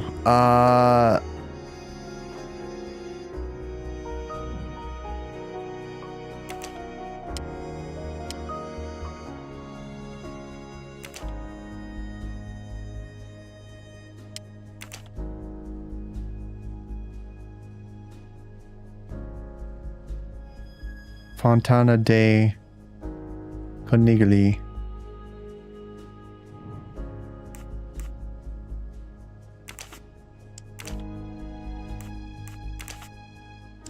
Venice.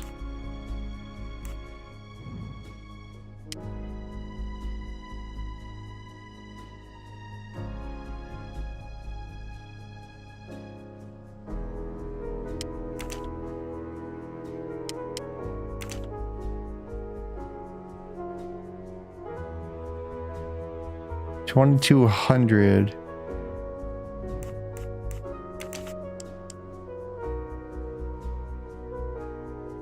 $10 p.m.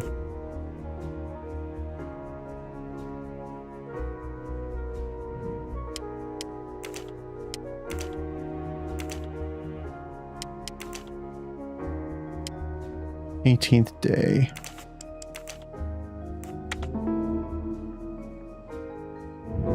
Et voilà. Et voila!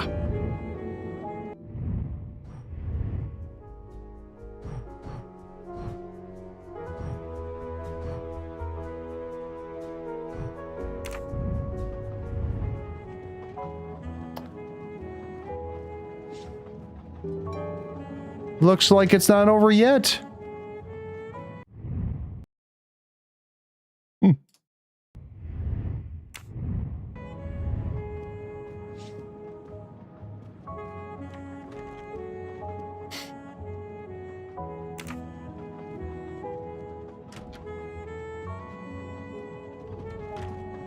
I don't have time for small talk. How would it look to the police if I asked a suspected murderer for help?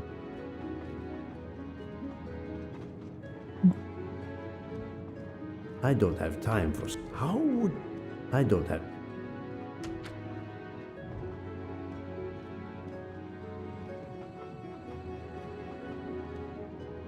Any golden mustaches?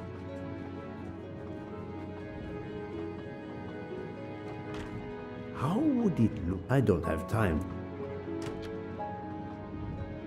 How would it... I don't...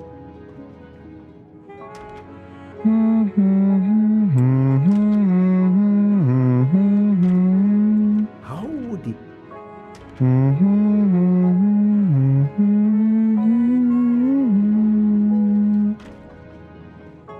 I think we should let Ratchet rest in peace. I don't have... How would...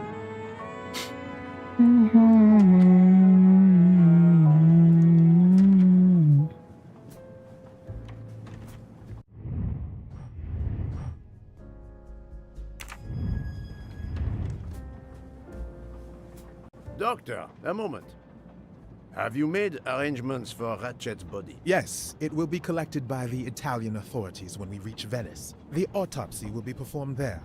However, there is something odd. Oh? Since the train is French, jurisdiction must be shared. When I told them you were already on the scene, they have both agreed to support your investigation until we reach Paris. Ratchet's compartment will be sealed until we arrive there.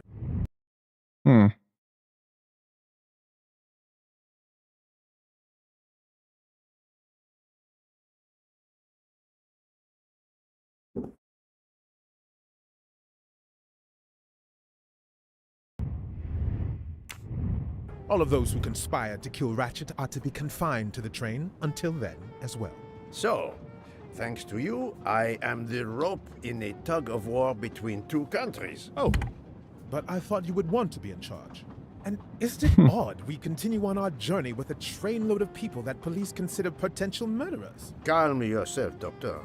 It is not the first time I find myself in the middle. And, to be honest, I welcome the chance to see this case through. It is fast becoming one of the most challenging of my career.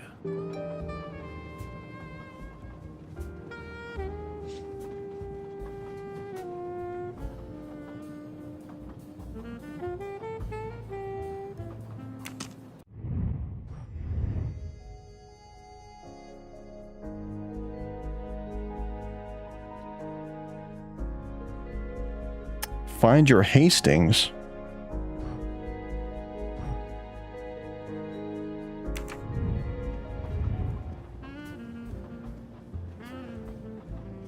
So, my dear book, how does our journey progress? We are well on our way to Venice. All of our passengers are locked in their rooms by order of the authorities. I watch them when they want to stretch their legs, like the captain there behind you. I see that you have the situation well in hand.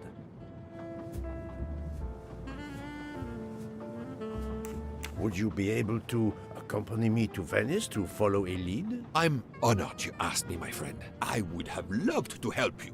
Oh. But I have to manage the situation here. I must make sure no one gets off the train in Venice and that Ratchet's body is transferred. Right. I see. Sorry, my eyes bother me a little bit. I don't know what's going on. Maybe it's the webcam. I'm gonna turn the light off. There we go.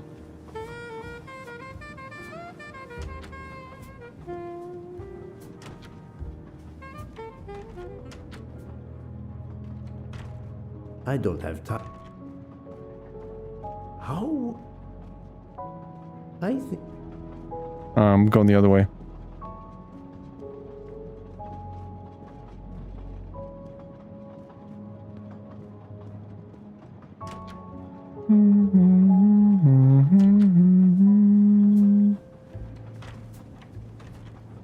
Doctor, a question.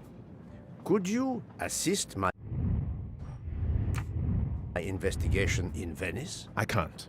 I'm afraid. I'm to accompany Ratchet's body when the Italian police take possession of it. I've been asked, commanded really, to help with the autopsy because of my earlier examination. Gotcha. What about you? I'm not going to ask a murderer to help me catch himself. Oh, okay. What about the detective? Mademoiselle Locke, you are clearly an excellent police officer. Could you accompany me to Venice for an investigation into Ratchet's activities? There is much we still need to know. Well, yes, it would be an honor to work with you. And I'm glad you trust me. What do you have in mind? There was a notation in Ratchet's appointment book. He had an appointment. With who?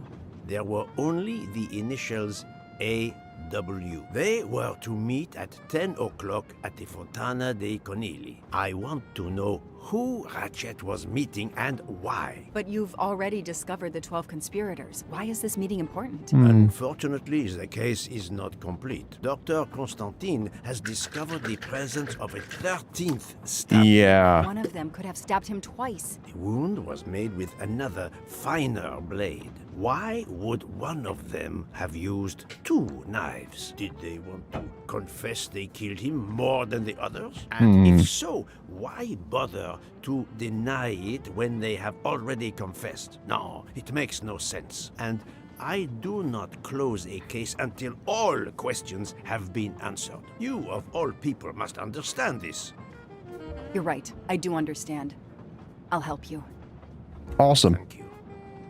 Together, we will uncover the truth. We will arrive in a Mais few oui. hours. Take the opportunity to rest. I slept well last night. No more effects of the drug. Excellent. Heck yeah. Be prepared when we reach Venice. We have another mystery to solve. All right. We found our Hastings. This is the 3rd embarking dock, and no gondoliers available at all. With Carnival, you can't find a gondolier to cross that damn canal. They're all booked. That damn canal. The worst thing is that the fountain is just across this canal. We're almost there.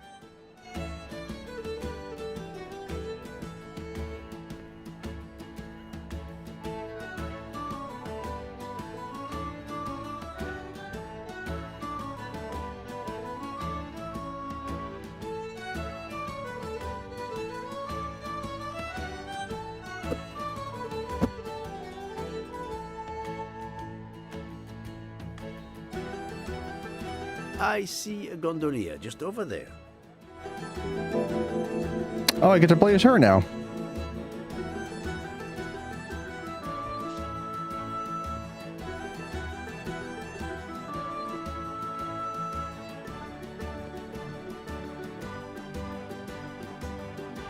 Cool.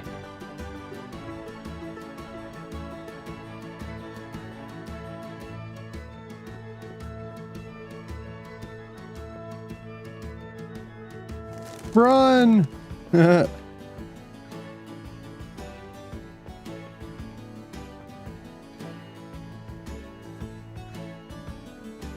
Not a picture for the tourist brochures. Not a picture.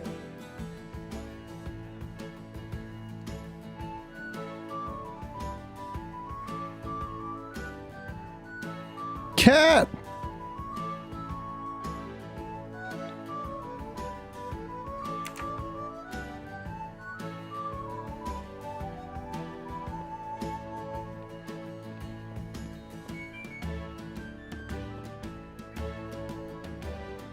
It's impossible to find a gondolier during Carnival.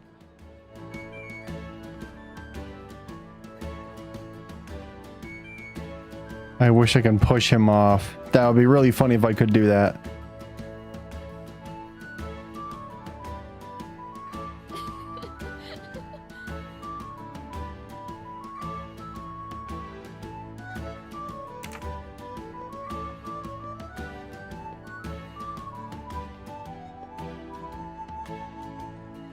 Push her off. Oh.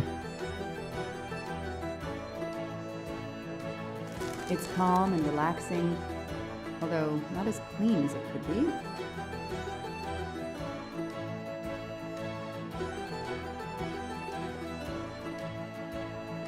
I am sure this little problem will pose no challenge to you.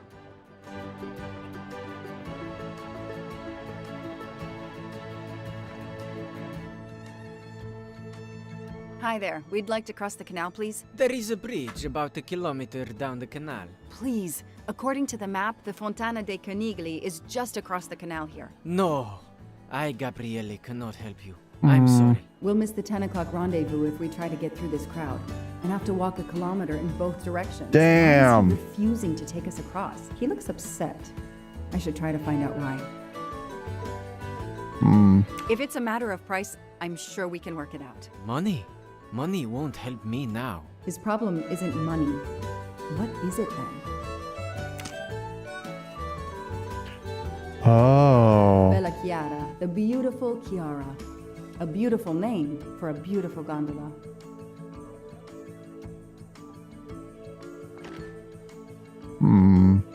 What a sham. A beautiful bouquet crushed by revelers.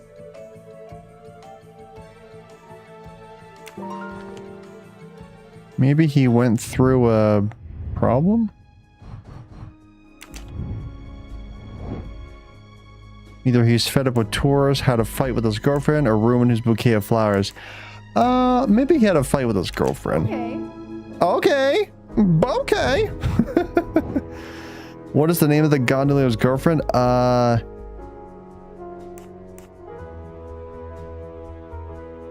Was it Chiara? That's it. It was Chiara. That is a great detective job. Yeah. That was easy.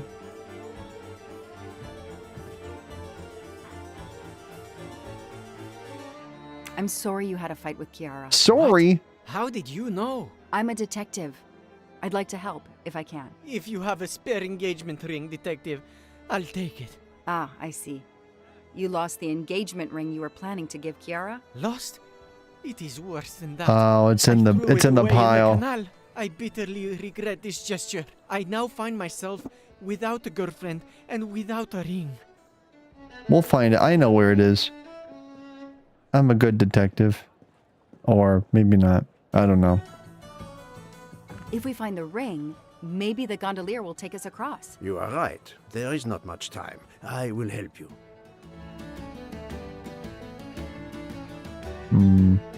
I know there was a pile over by the... Sorry, don't mean to walk in front of you. Ancora una volta sono dalla parte spagliata del canale per la festa. Sorry, I don't speak Italian.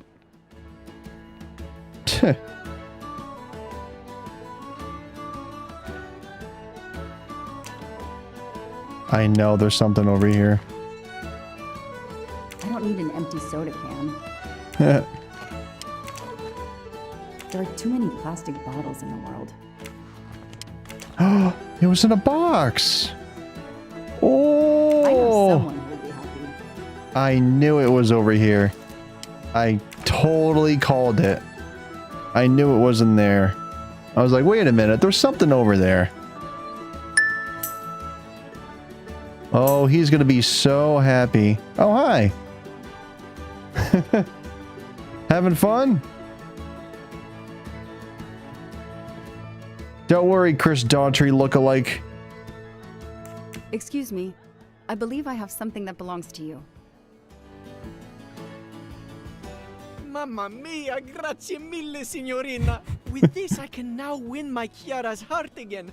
I know it. How to thank you? My friend and I need to get to the other side. We have a very important date at the Fontana di Conigli. Ah, yes. The rabbit fountain. The rabbit fountain. I'll take you across. Then I will call Chiara. Hopefully she will forgive me. I'm sure she will. Well done, Detective Locke. It's pretty simple, really. All I had to do was just check.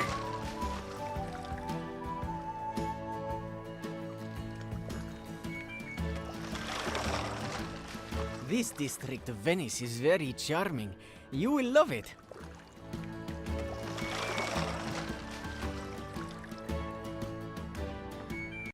I'm sure I will.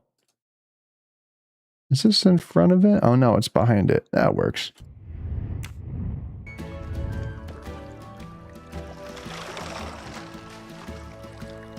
I mean, I went a little bit overboard with this mustache.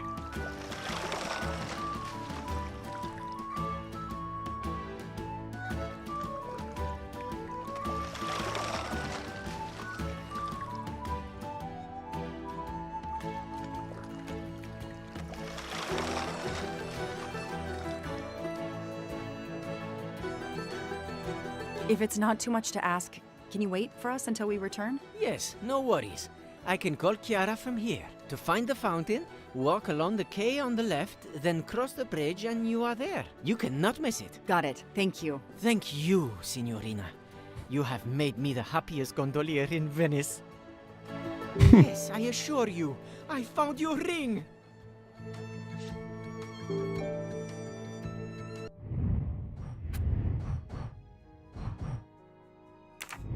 I fixed everything. Chiara, I'm sorry. Can you give me directions to the fountain again? You have to go along the quay on the left, then cross the bridge and you are there. You can't miss it. Oh no, Bella. That is just a customer. Calm down. You forgive me?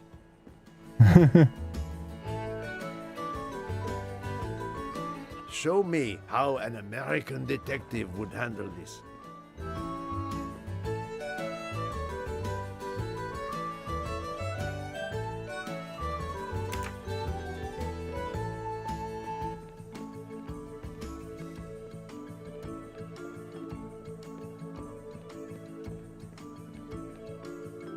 Why are you so surprised? Why are you so surprised? Are you trying to speak no evil? Is that what you're doing?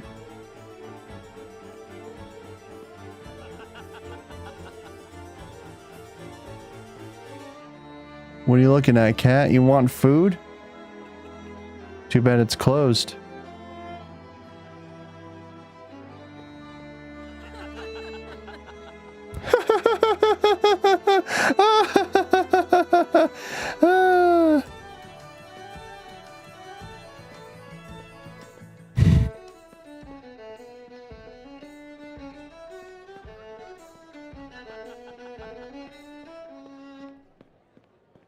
Hola.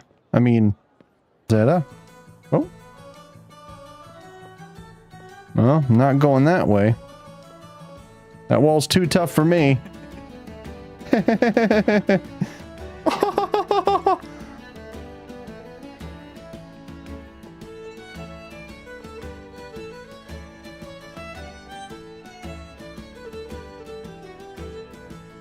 are you on the phone with?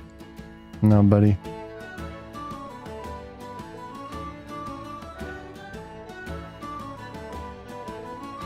Oh, sorry.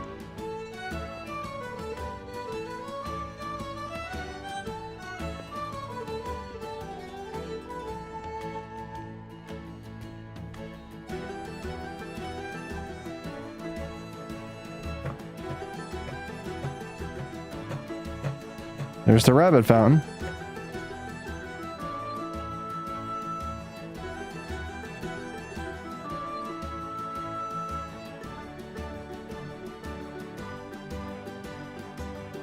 It's 9:55. The right time in the right place. Now AW just needs to show up. You made me run, Detective Locke. Poirot does not run. I'll wait, sitting down. By the cat.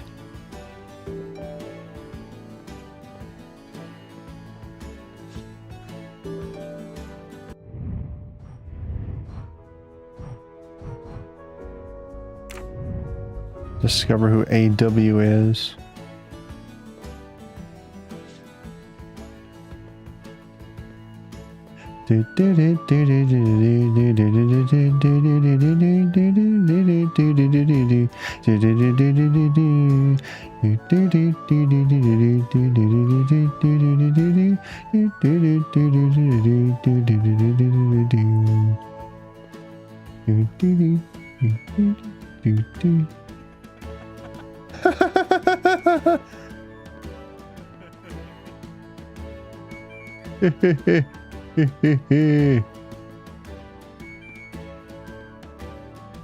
Burp, burp, burp.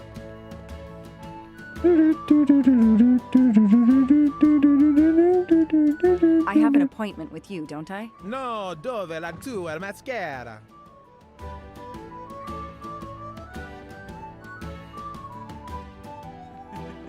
I think that's him.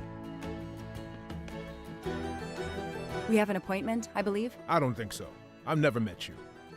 Oh, okay.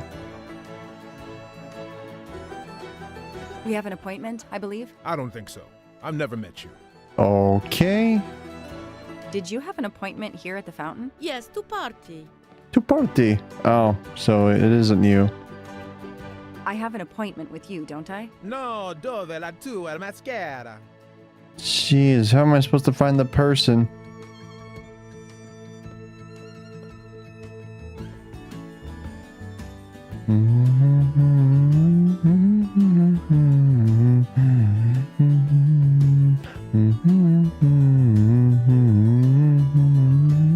Did you have an appointment here at the fountain? Yes, to party.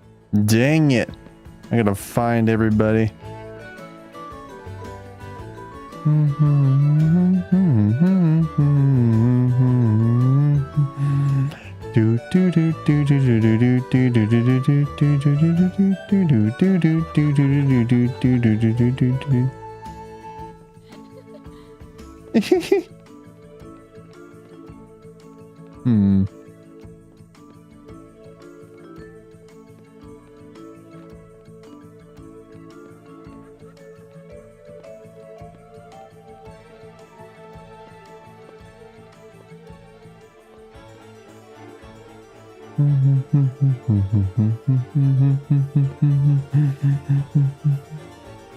Why are you pointing? Why are you pointing?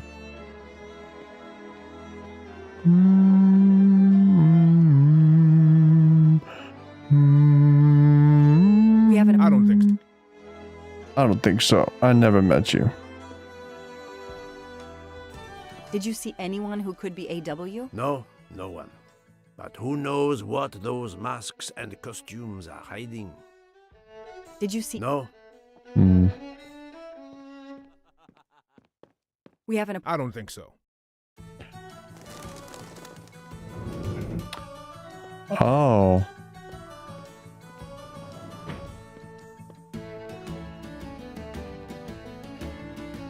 If there's no one to help me, they won't mind if I help myself.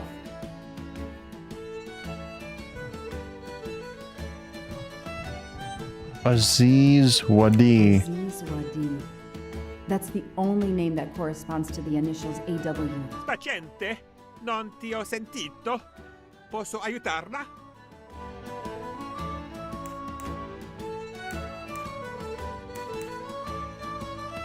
I'm sorry, I don't speak Italian.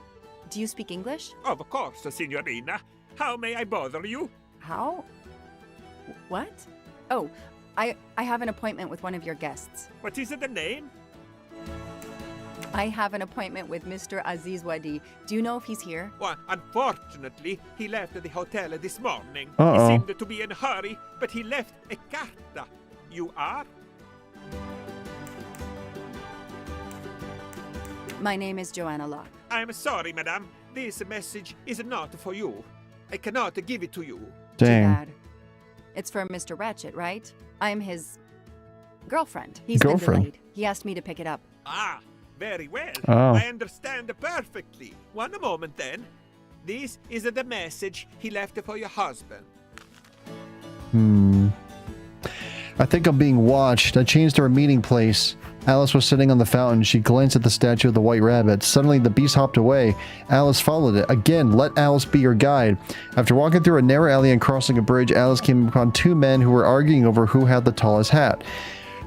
Her feet led her back to the narrow alley and then to a small square where she found a cat drinking tea. This mischievous kitty ran into another alley. Alice chased after him. Breathless, Alice arrived in a large square with a barracks for playing card soldiers. Out they came, marching towards her. Alice ran to the end of the quay. There's a large door with a gorgon's face on it demanded a secret code. The code that Alice had collected throughout her journey. Interesting. The receptionist is here. No need to ring the bell. So, mademoiselle, was our mysterious A.W. here? No, but I managed to get his name, Aziz Wadi, and a letter he wrote for Ratchet. It seems to be a kind of riddle rhyme. Let Yeah. me see. Well, Ratchet and Mr. Wadi must love this book. Alice in Refer to it Wonderland. So much. Yes, I think we have to search and find the tracks that this person left for Ratchet to find him. I think so. Lead the way, Mademoiselle Locke.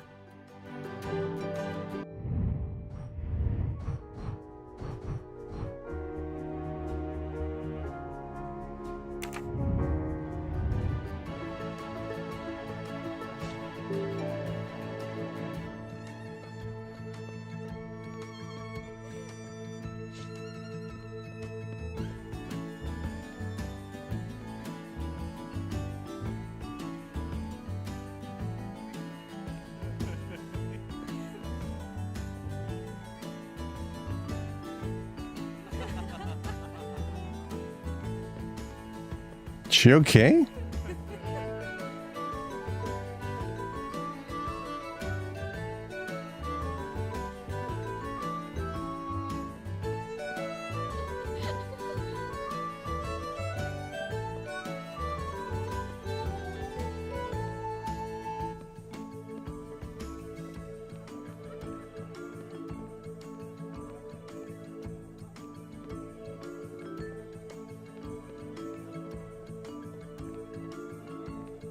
Oh, is this it?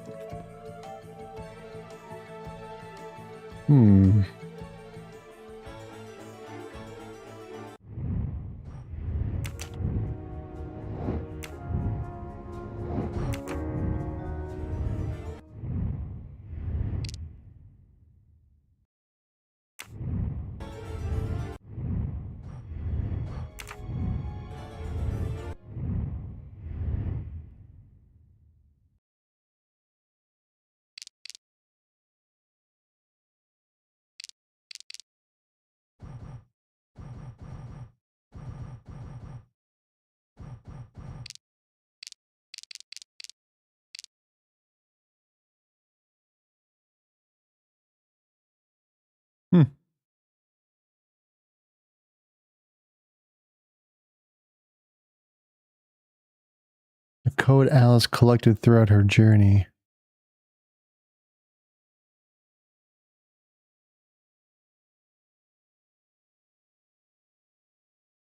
Two men. The tallest.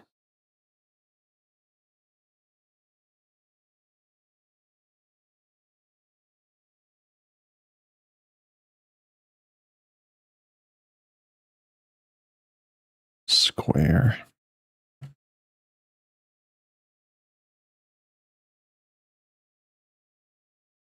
She glanced at the statue of the white rabbit. It hopped away. Who had the tallest hat? A small square where she found a cat drinking.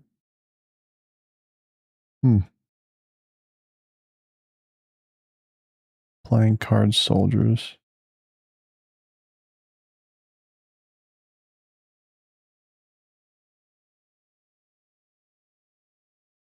Hmm.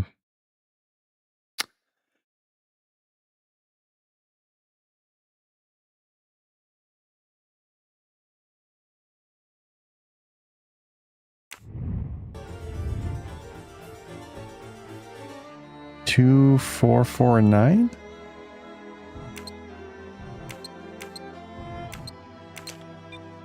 Oh, there's 5. There's 5 numbers.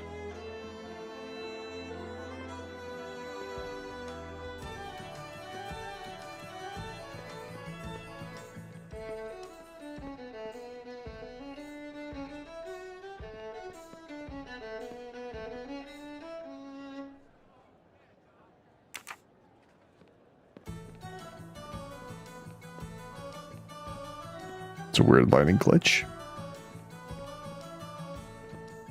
I gotta go back to the fountain, I guess. Do you need help, Detective Locke? It looks like the writer of this letter is quoting Alice in Wonderland. No, I think it is a pastiche. Monsieur Carroll was a much better writer than this. It's a riddle. No, a map. Both.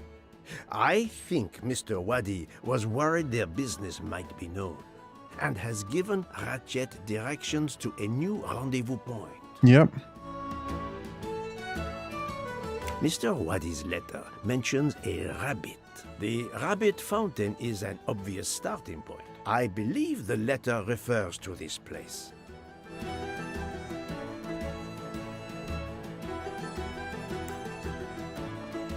We have a reference to hats in the letter.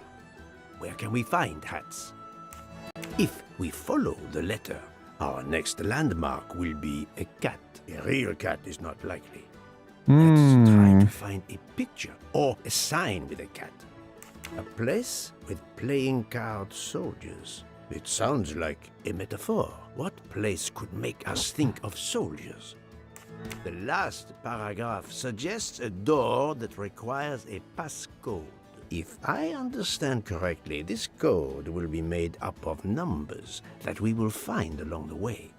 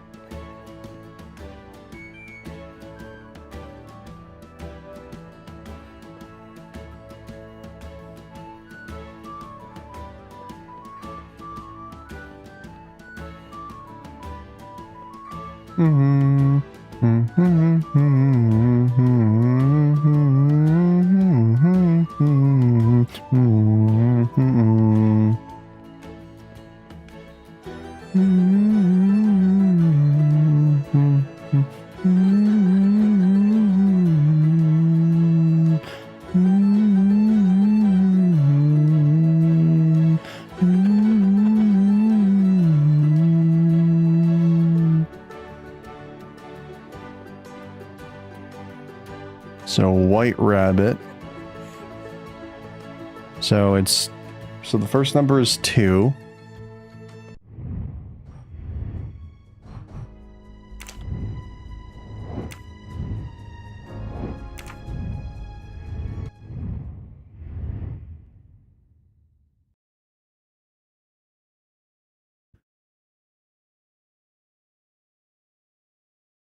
Narrow alley and crossing a bridge.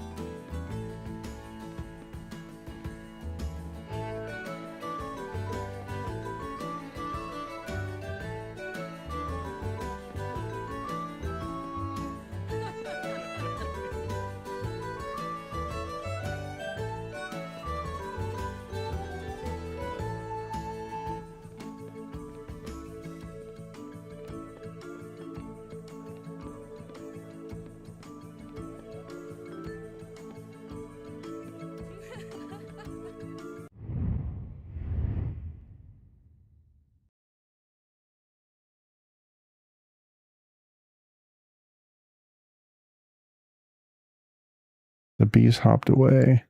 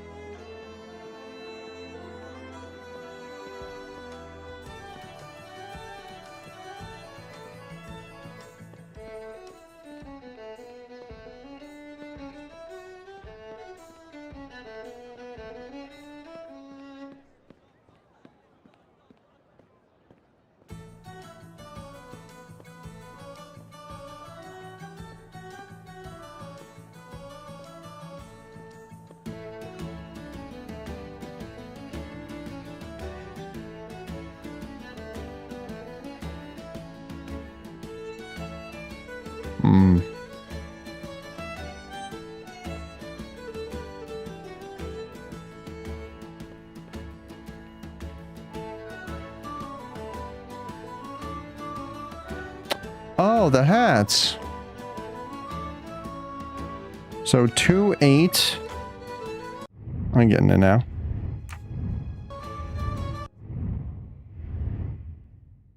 Her feet led her back to the narrow alley, and then to a small square where she found a cat drinking tea.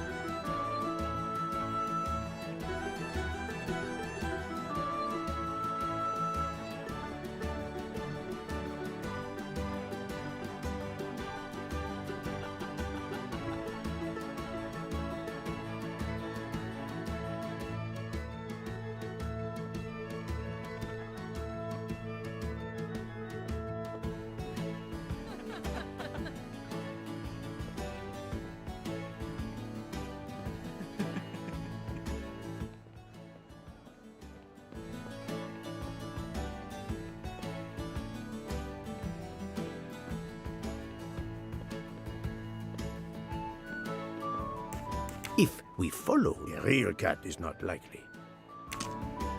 A sign with a cat?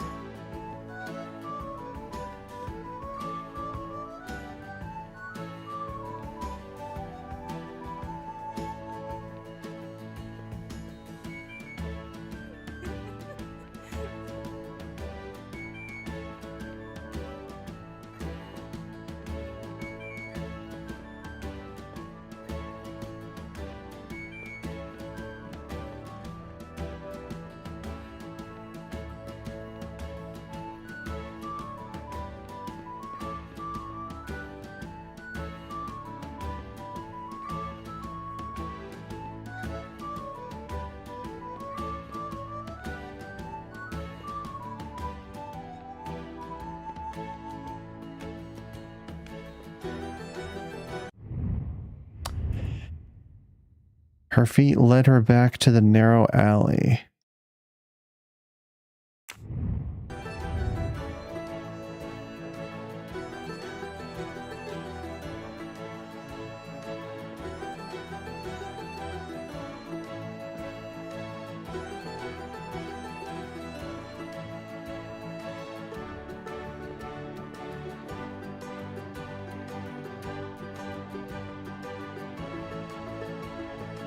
Cat, sign of a cat drinking tea?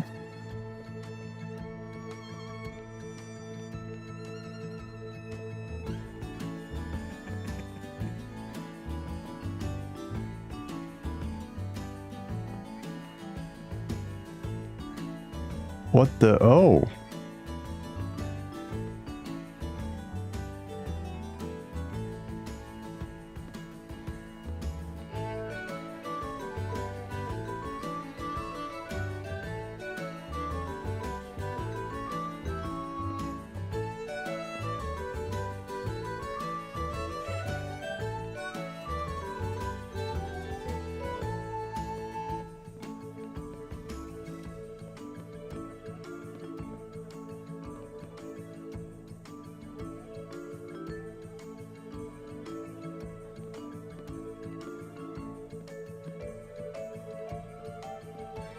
Ice cream?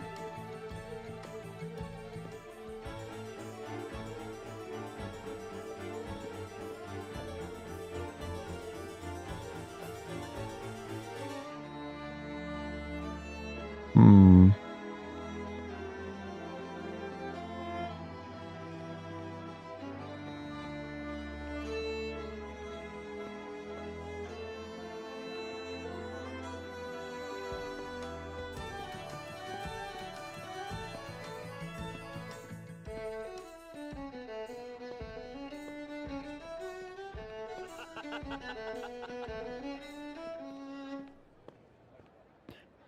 Back to the alley. Then to a small square.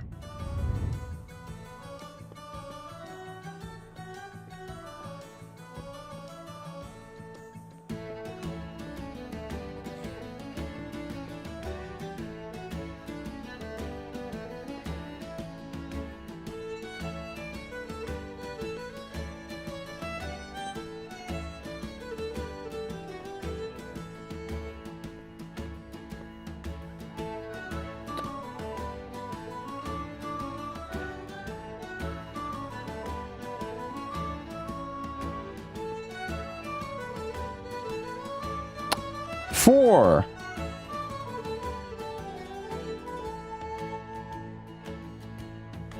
Yeah, the cards. Yep.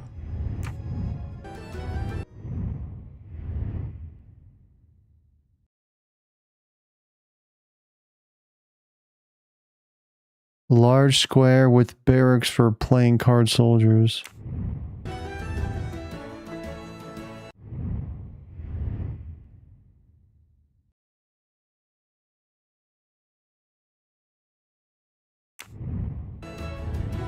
Large square with barracks?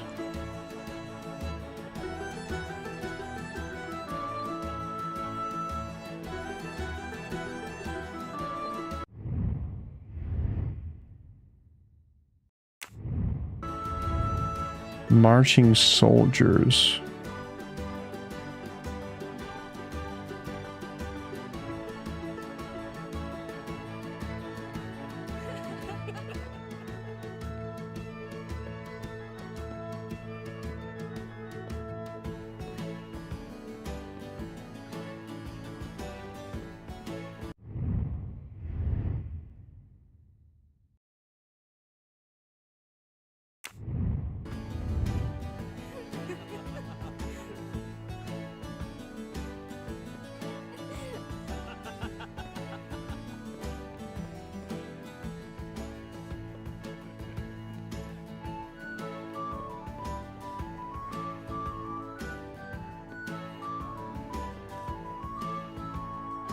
Hmm.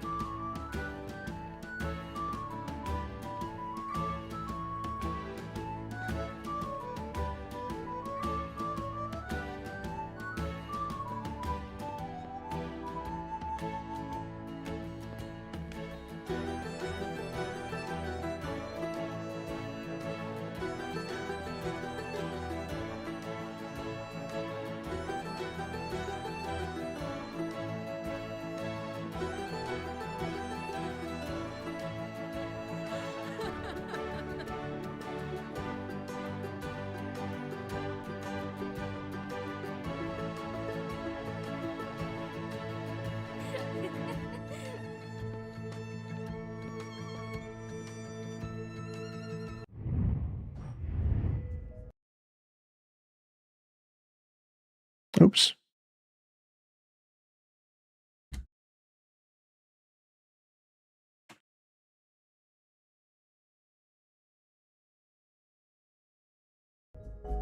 Barracks.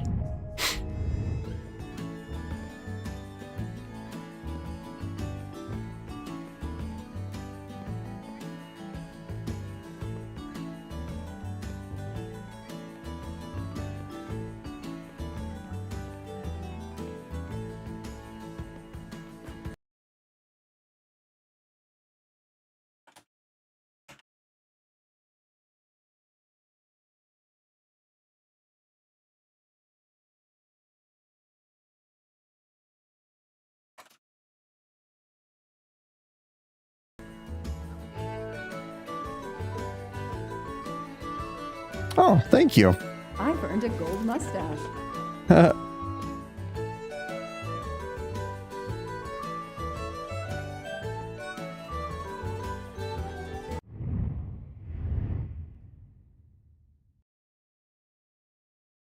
Alice ran to the end of a quay.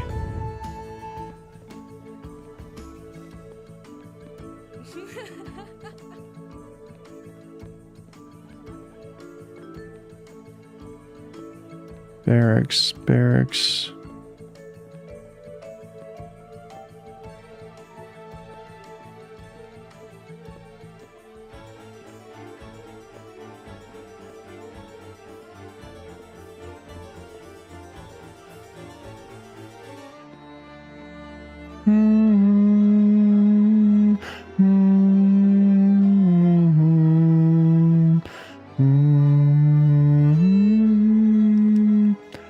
Oh, there it is. Okay. And then there's just the door over here, right?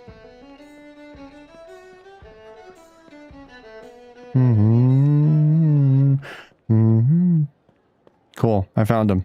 I got him.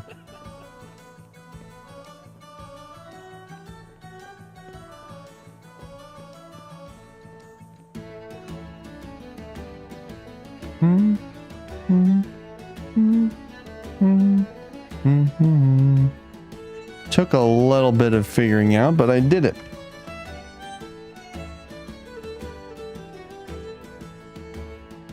So it's 284, 2846, 28469.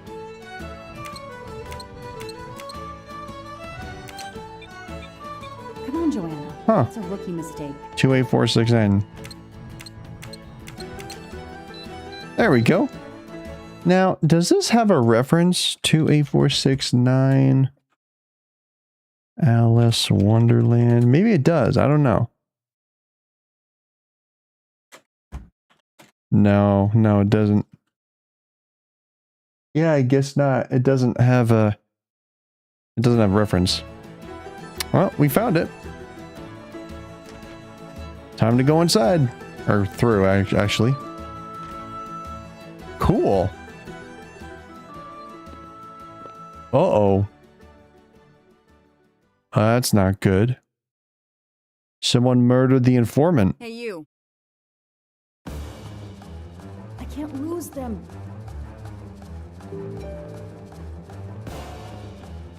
Get back here.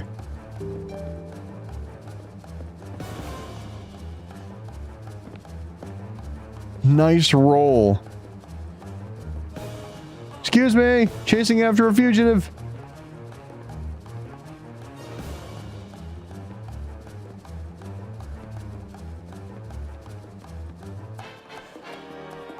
Get back here. Get back here.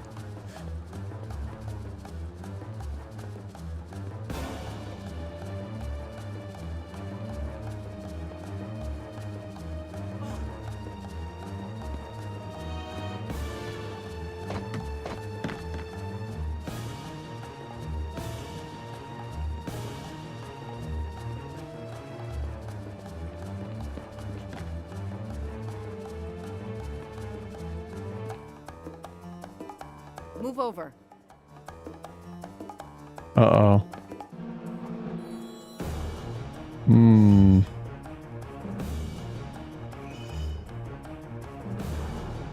blending in. Too many masks! The murderer could be standing there watching me and laughing. Damn.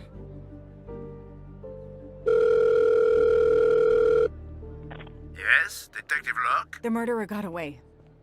I'm coming back. But it looked like he dropped something when he climbed the first wall. All right, I'll go and Oh. see. For my part, unfortunately, I could do nothing for the victim. He was already dead. I have already alerted the Italian authorities. I will see what I can find while I wait for them.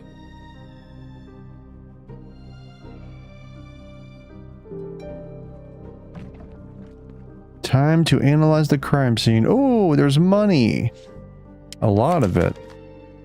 There must be several tens of thousands of dollars in this bag. Jeez Louise. A pair of women's glasses. Was Ratchet planning a new identity?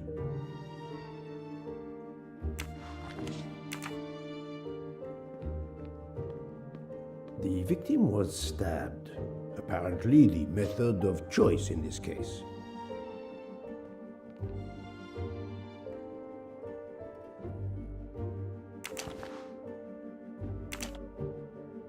Mr. Waddy's Swiss passport. I'll see if I can find a match on the internet to confirm his identity.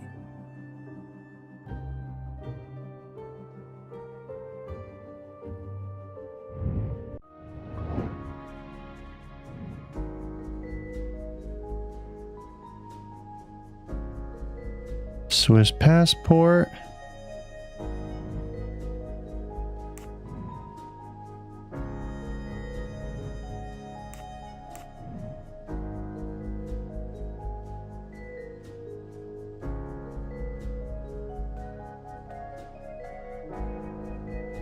Switzerland. City.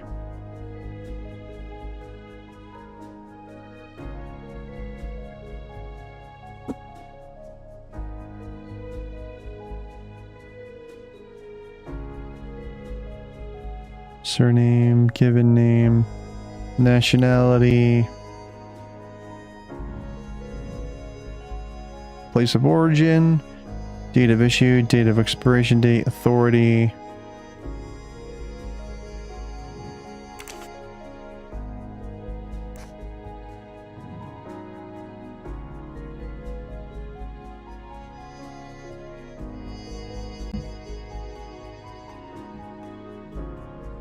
Baghdad.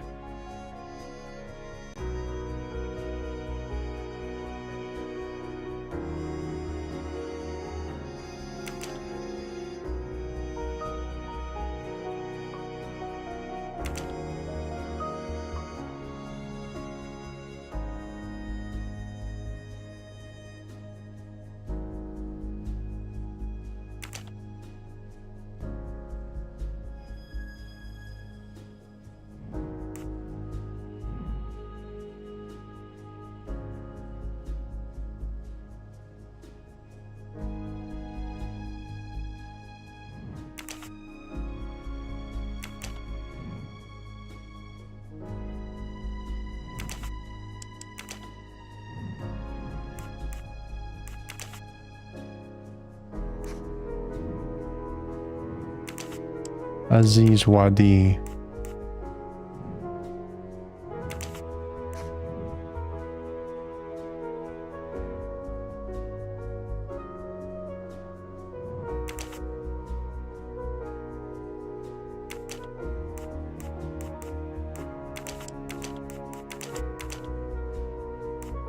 No, this is wrong. But I'm never far from the truth. I must admit I'm not right this time.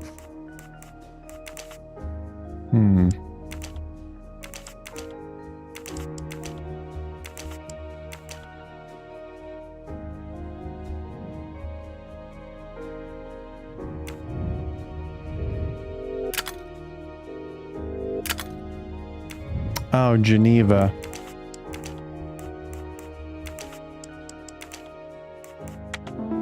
There we go. I'm right again.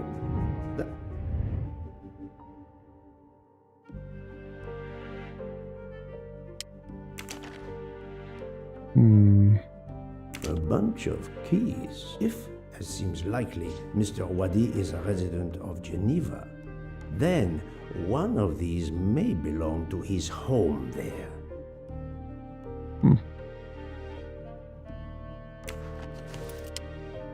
Various clothes in his suitcase. Mr. Wadi was obviously planning to leave this city.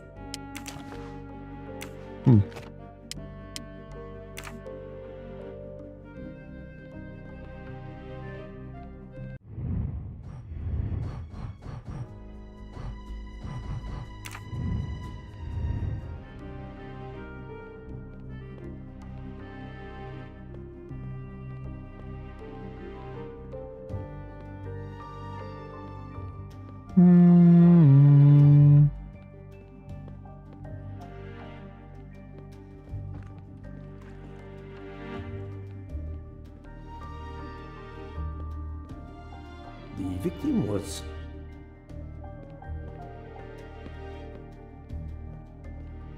I just walked past him.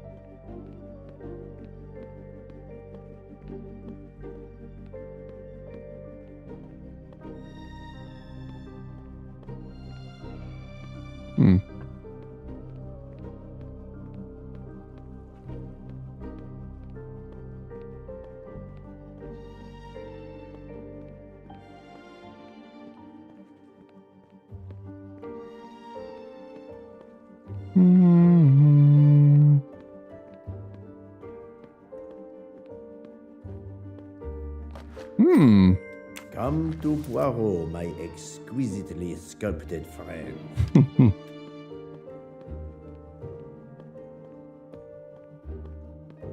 Oh. Passport.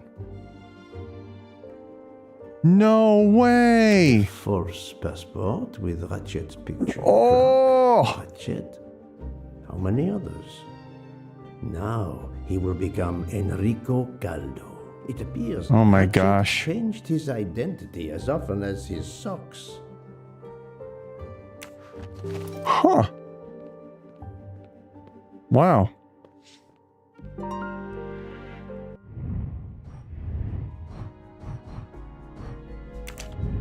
Where does the money come from?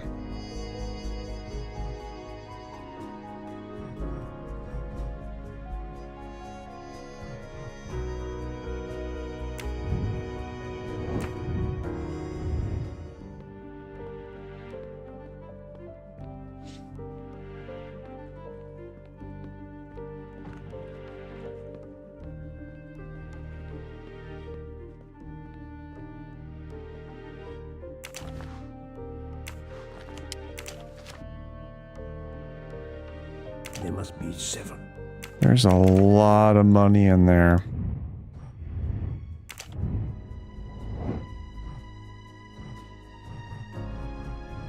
It's all connected. According to the information I have, this is a solid choice. I'm sorry I couldn't catch the suspect, Mr. Poirot. There is no need to apologize, mademoiselle. Your efforts were marvelous. I found some information about Mr. Wadi. Did you access the FBI database? Don't worry, my little gray cells were enough. However, the database may confirm the origin of these Could be related. No need. I included them when I continued my investigation. Excellent.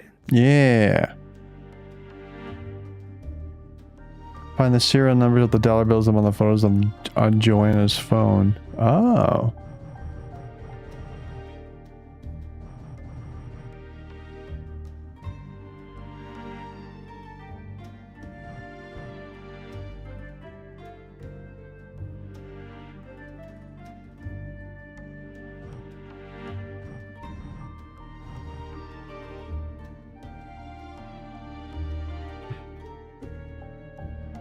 N-A.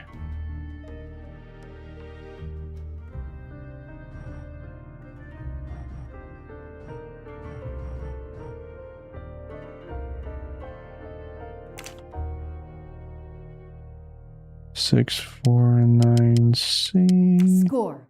1 for the good guys. Wow. The detective gets it right.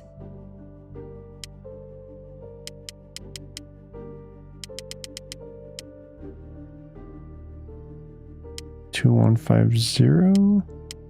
I'm not seeing that here. 2203G. That's it. No rookie mistake there. Perfect. Mr. Poirot, it's part of the ransom money from the Armstrong case. Oh. You are surprised? I suppose not. So Ratchet had it in an account at the Banque du Lac. It would seem so. He knew the serial numbers on the banknotes could be traced, and he could not spend it, so he stashed it there. But now Damn. he's run low, something he didn't count on. He hopes enough time has passed so he can begin to spend the ransom money. There is something else he didn't count on. What's that?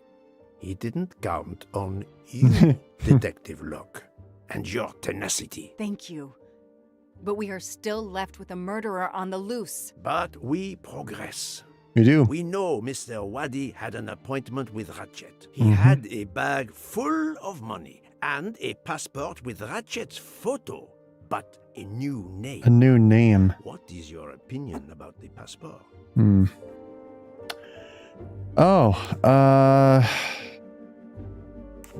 Wanted to disappear again, hiding behind the fake identity, or the passport reveals Ratchet's true identity.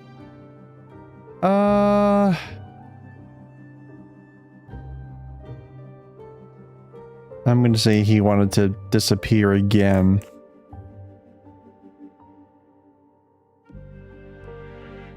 I discovered that he was arrested in Armenia for trafficking in stolen art Hmm. and was supposed to be arraigned in January. Once again, he changed his identity and vanished. You are correct, mademoiselle.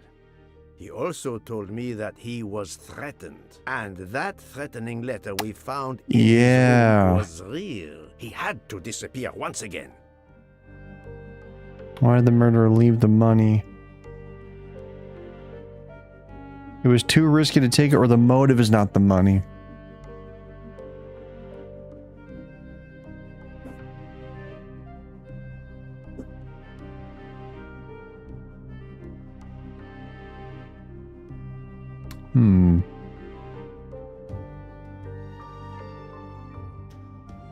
I'm assuming he was using the money to, like,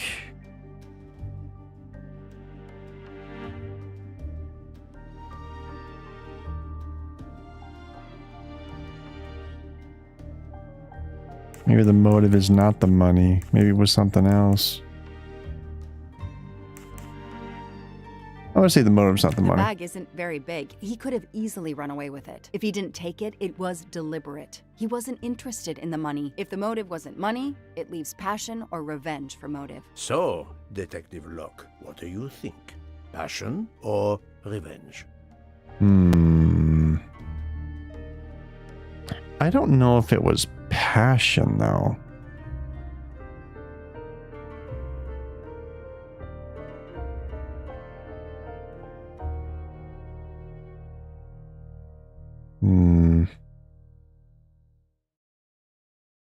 Let's go the whole revenge thing. I guess I don't know if it was passion. It doesn't make any sense. They're trying to escape and not be. I'm going to say revenge. Revenge seems like an obvious motive to me. The murderer carefully followed Wadi from the fountain to the new meeting place despite Wadi's precautions. That is cold and careful. Excellent. We cannot yet know for certain, but that is a sound psychological analysis. We have an idea of the motive. It is the same motive as that of our 12 would-be murderers on the train. But we still must know who was under that mask. It was either the murderer hired by Ratchet or the same murderer who killed Ratchet.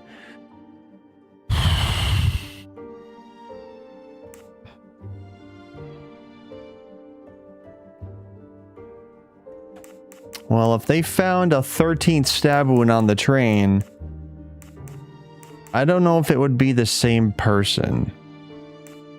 I guess it doesn't really matter, but if Ratchet was killed and the murderer wanted to escape, was he helping him? Or was it the same guy who killed Ratchet?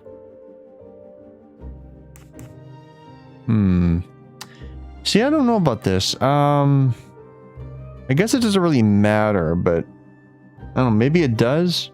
I'm not sure. Because you had all the people that were on the train and they tried to put them to sleep and then stabbed them when he was out.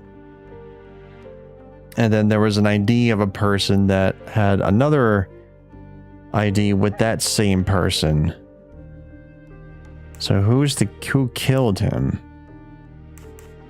If he did it for revenge, then I think it has to be the same murderer who killed Ratchet. So let's go with this. I think Wadi's killer is also Ratchet's murderer. The motive for both deaths was revenge, and both are related to the Armstrong case through the ransom money. Exactly. It's all connected. Our murderer is linked to the Armstrong case. The money. It's a strong case. To the Armstrong case, but these glasses that I found in the bag, they must have something to do with this case too. Wait, those glasses mean something to me. Oh, wait. Who do these glasses belong to? I don't think it was the doctor because he's not implicated in this case. It doesn't make sense to bring him in. So, I'm going to say it was Suzanne Moreau, I think. Wait, I know. I've seen these. They belong to Susan Moreau, little Daisy's nurse. I remember seeing them in her bedroom, but they were gone. Oh, that's right. I remember the press saying that the nurse had committed suicide. And she didn't. I've always believed otherwise. She overdosed. And the glasses are proof that she was killed by Ratchet or his accomplice. He took those glasses. I always had a gut feeling, but now, Mr. Poirot, now I have proof Suzanne was innocent. Yes, awesome. You do. But the question I ask myself is this. Why did Ratchet keep these glasses? Trophies or future fake evidence. Well, if he kept the glasses for fake evidence, then honestly, I think it was a trophy. Because usually when, well, if the action was revenge, then I don't think that the trophy thing would make sense.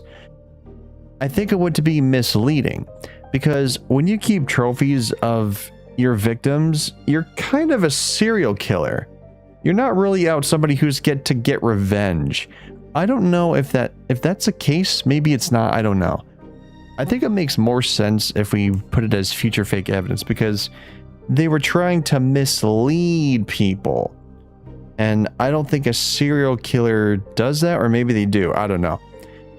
I don't think the trophy makes sense. I think it was used as evidence.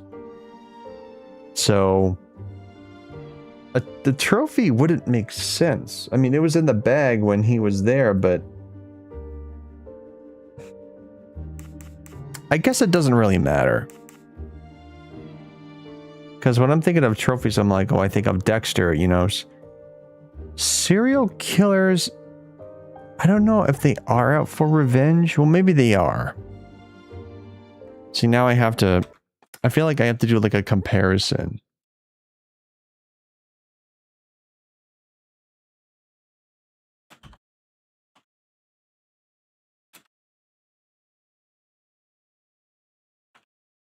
I don't know how common this is, but...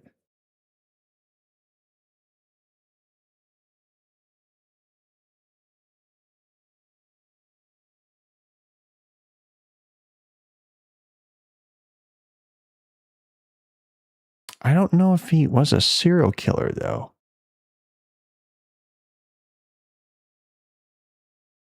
Because if that's the case, then it would be like, it would be a fantasy. So I'm just going to go the whole, I'm going to go the whole evidence route and just do that. Ratchet used to leave fake evidence at the scene of his crimes to incriminate others. Yeah. He did the same thing to frame Suzanne. Possibly. But keeping an object belonging to his victim as a souvenir of the murder, that is the behavior of a fetishist. Now that you mention it, in my investigation at the time, I had already found Daisy's hair clip in Ratchet's cabin. And now we find Suzanne's glasses in a bag for Oh, that's Ratchet. right. 2 objects from 2 victims of Ratchet. So he's a trophy hunter either way. Okay, we managed to clear up some of the gray areas. That makes sense. The bag only contained a fraction of the $1 million ransom of the Armstrong. A fraction, The rest Jesus. must still be in a secure place. I will make a wager with you that it is the Banque du Lac in Geneva, where Mr. Waddy worked. The bank. Waddy was also the keeper of Ratchet's secrets. They were killed by the same murderer. Agreed. Well, there is nothing more we can do here except wait for the police. Prepare yourself for a long evening with the police. I prepare myself a long evening of a nap. After that, A visit to Geneva, perhaps? Yeah, maybe. Man, what a game.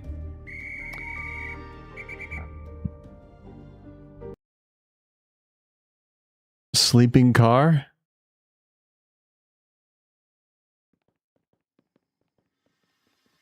It's a quiet night.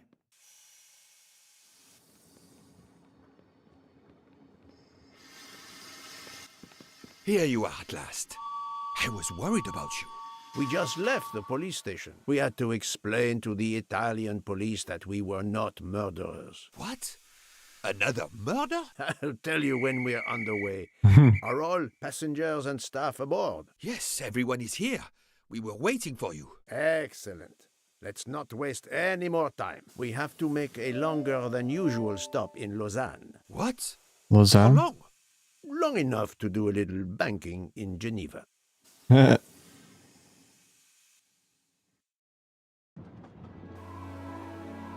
Back on the train.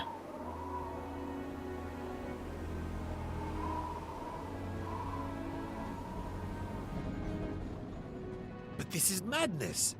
A 13th murderer of Ratchet? Mon ami, he was not well liked. But Monsieur Michel would have seen anyone enter Ratchet's compartment. And there were another 10 people milling about, taking their turn at stabbing him. How could they not notice an uninvited killer? Why did Mr. Miko see the murder? Either he smoked and been corpsey or false testimony. Well, he did try to drug Joy and Locke.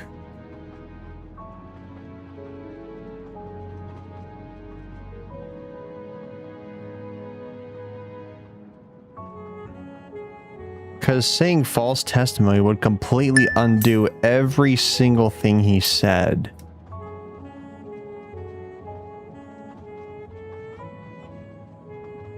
I don't know if there's a difference when it comes to this.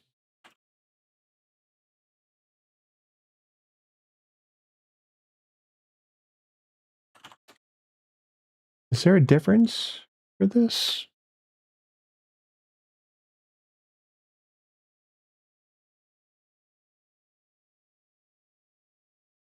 City of Love.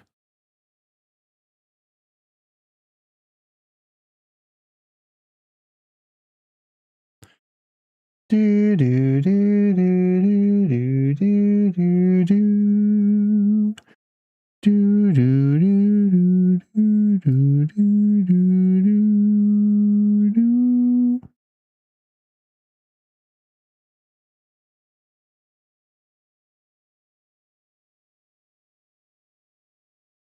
I don't think there was false testimony. I think it was he smoked. Yeah. The 13th killer could have acted when Michel was smoking on the platform at Vinkovsky. Uh-oh. Even after the train departed, Michel was absent from his post at the end of the corridor several times the night of the murder. I must know where he really was and when. Yeah, he wasn't there. Is the murderer still on the train? Yes. Yes, he most certainly returned to the train. How can you be sure? It's obvious. I mean, I hope Mr. Poirot agrees. Please continue, Detective Locke. Here in the direction of the Venezia railway station. Best ticket out of aliens aboard the train.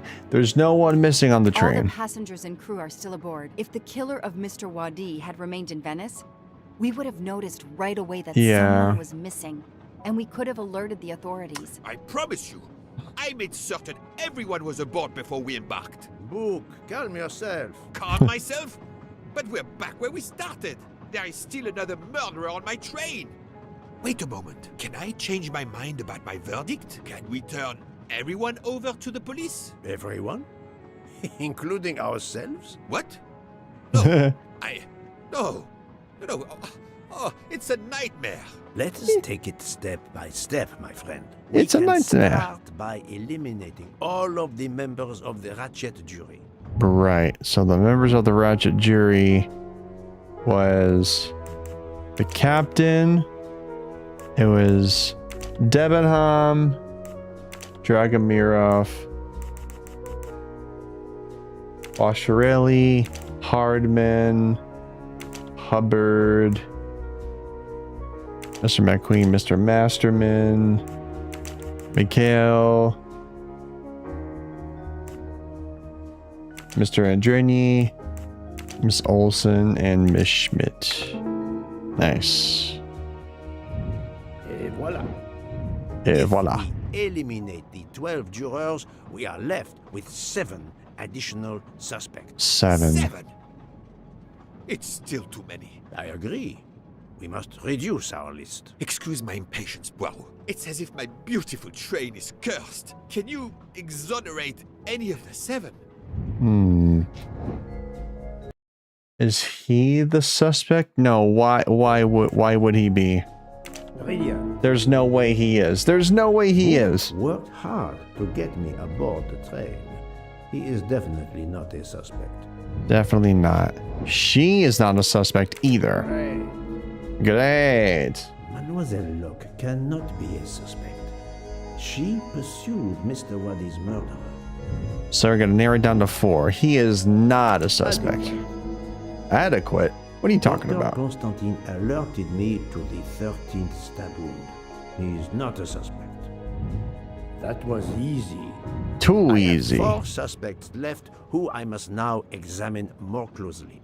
Miss Nielsen, Mr. Maury, Monsieur Mr. Fauché, Foucher, and Countess. Andreni. One of my employees? Uh-oh. Suspicious? All 3 got off the train in Venice to restock supplies. Any one of them might have slipped away without being noticed. I suppose. But what of Countess Andreni? You cleared her yourself. She is cleared of the first murder. The first murder. Know little of her movements. Yeah, here that in is Venice. true. So, we still have 4 suspects to interview. Detective Locke? I can't join you, Poirot. My chief saw something on the news about the case and my involvement. He's demanding an explanation. If I want to keep my badge, I have to call him. Looks like it's just me on the case You then. must do so by all means. I'm sorry. That's fine. No need to apologize. I understand. I'll My make the call from my mustache. compartment. If you're looking for me, I'll be there. All right. I hate to say this, Poirot, but I must. There is, of course, Oops. Didn't mean to do that. one other suspect with a motive for murder. The ransom money. You That mean is true. Detective Locke? Then who did she chase? Who killed Aziz? We both saw the masked murderer standing over the body. Yep, we did.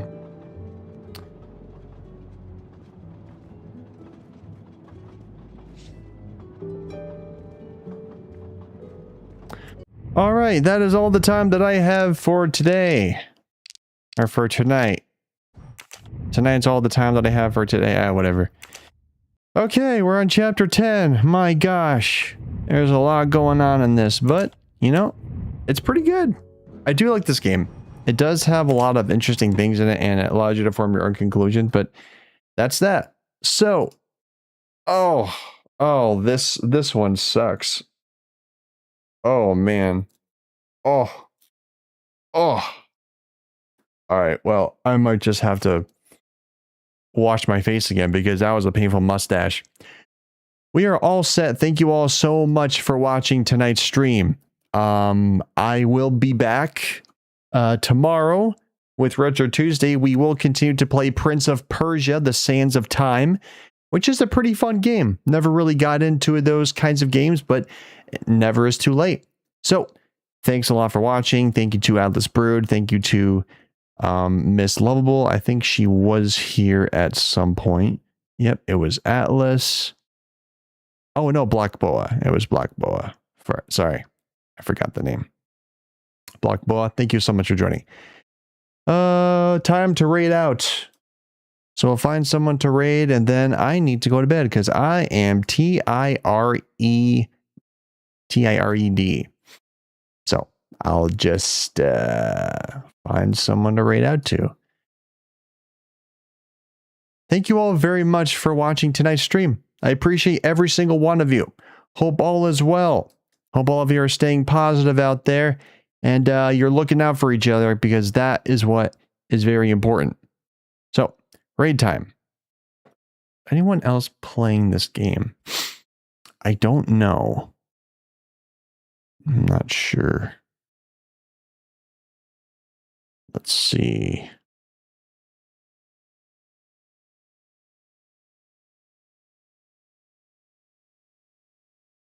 Queen Nubia 95 is playing Spider-Man. Yeah, let's do that. Let's raid out to Queen Nubia 95. You all have a wonderful night. Take care. Bye-bye.